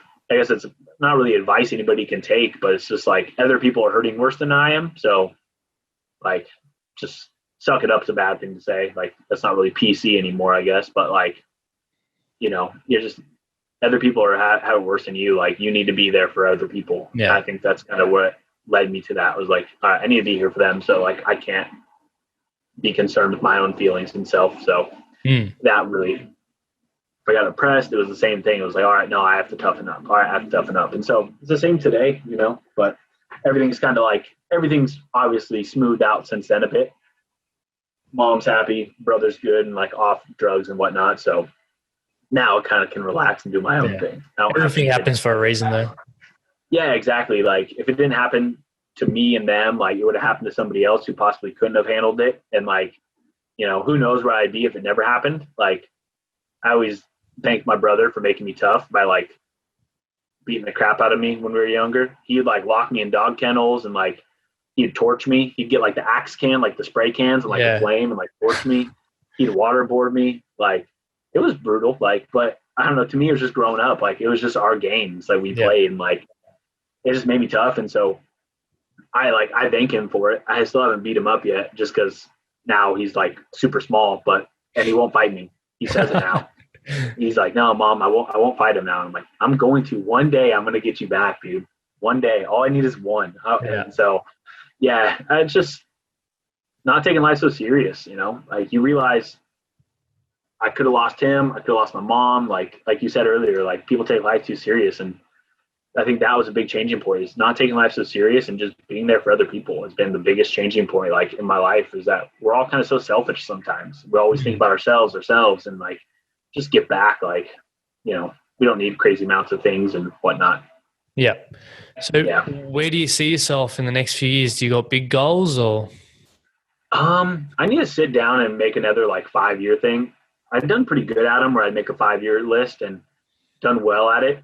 And like shocked myself that I did some of the things. But ever since traveling, it's like kind of all just been sporadic. Like whatever comes up, comes up. I got to where I want to be in my job, but now like, what's my next goal? I got a house now back home, and that was kind of like my goal that came up kind of last minute. Not last minute, like doesn't sound like that, but like most houses are like a 10-year goal or something like that. But that was like a kind of a 2-year goal of like, oh shoot, I want to get this done. For my family. And so, I kind of need to sit down and do that. Right now, I'm just so focused on like writing the book, doing a couple more trips that make me happy, and like, can do stuff for other people while I'm out there. That's a big thing. Mongolia, it's like, I need to figure out something to give back when it comes to that while I'm out there, maybe to the locals or something.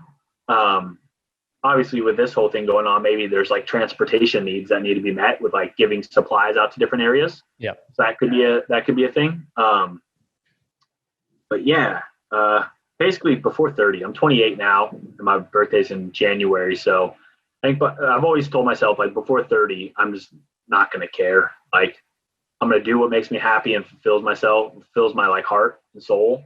And then anything after that, like that's where I'll finally settle down and like kind of get into the groove of like being an adult. But until I'm 30, like I'm gonna do what I can to just live life to the fullest. And do you want kids? I do. Yeah, I do a lot. I used to want them when I was younger, didn't want them for a bit. Now I'm back on it where I'm like, no, I want to raise a kid and learn some lessons that I learned and like ahead of time, and just kind of teach them lessons that you got to, Yeah. So last 2 questions.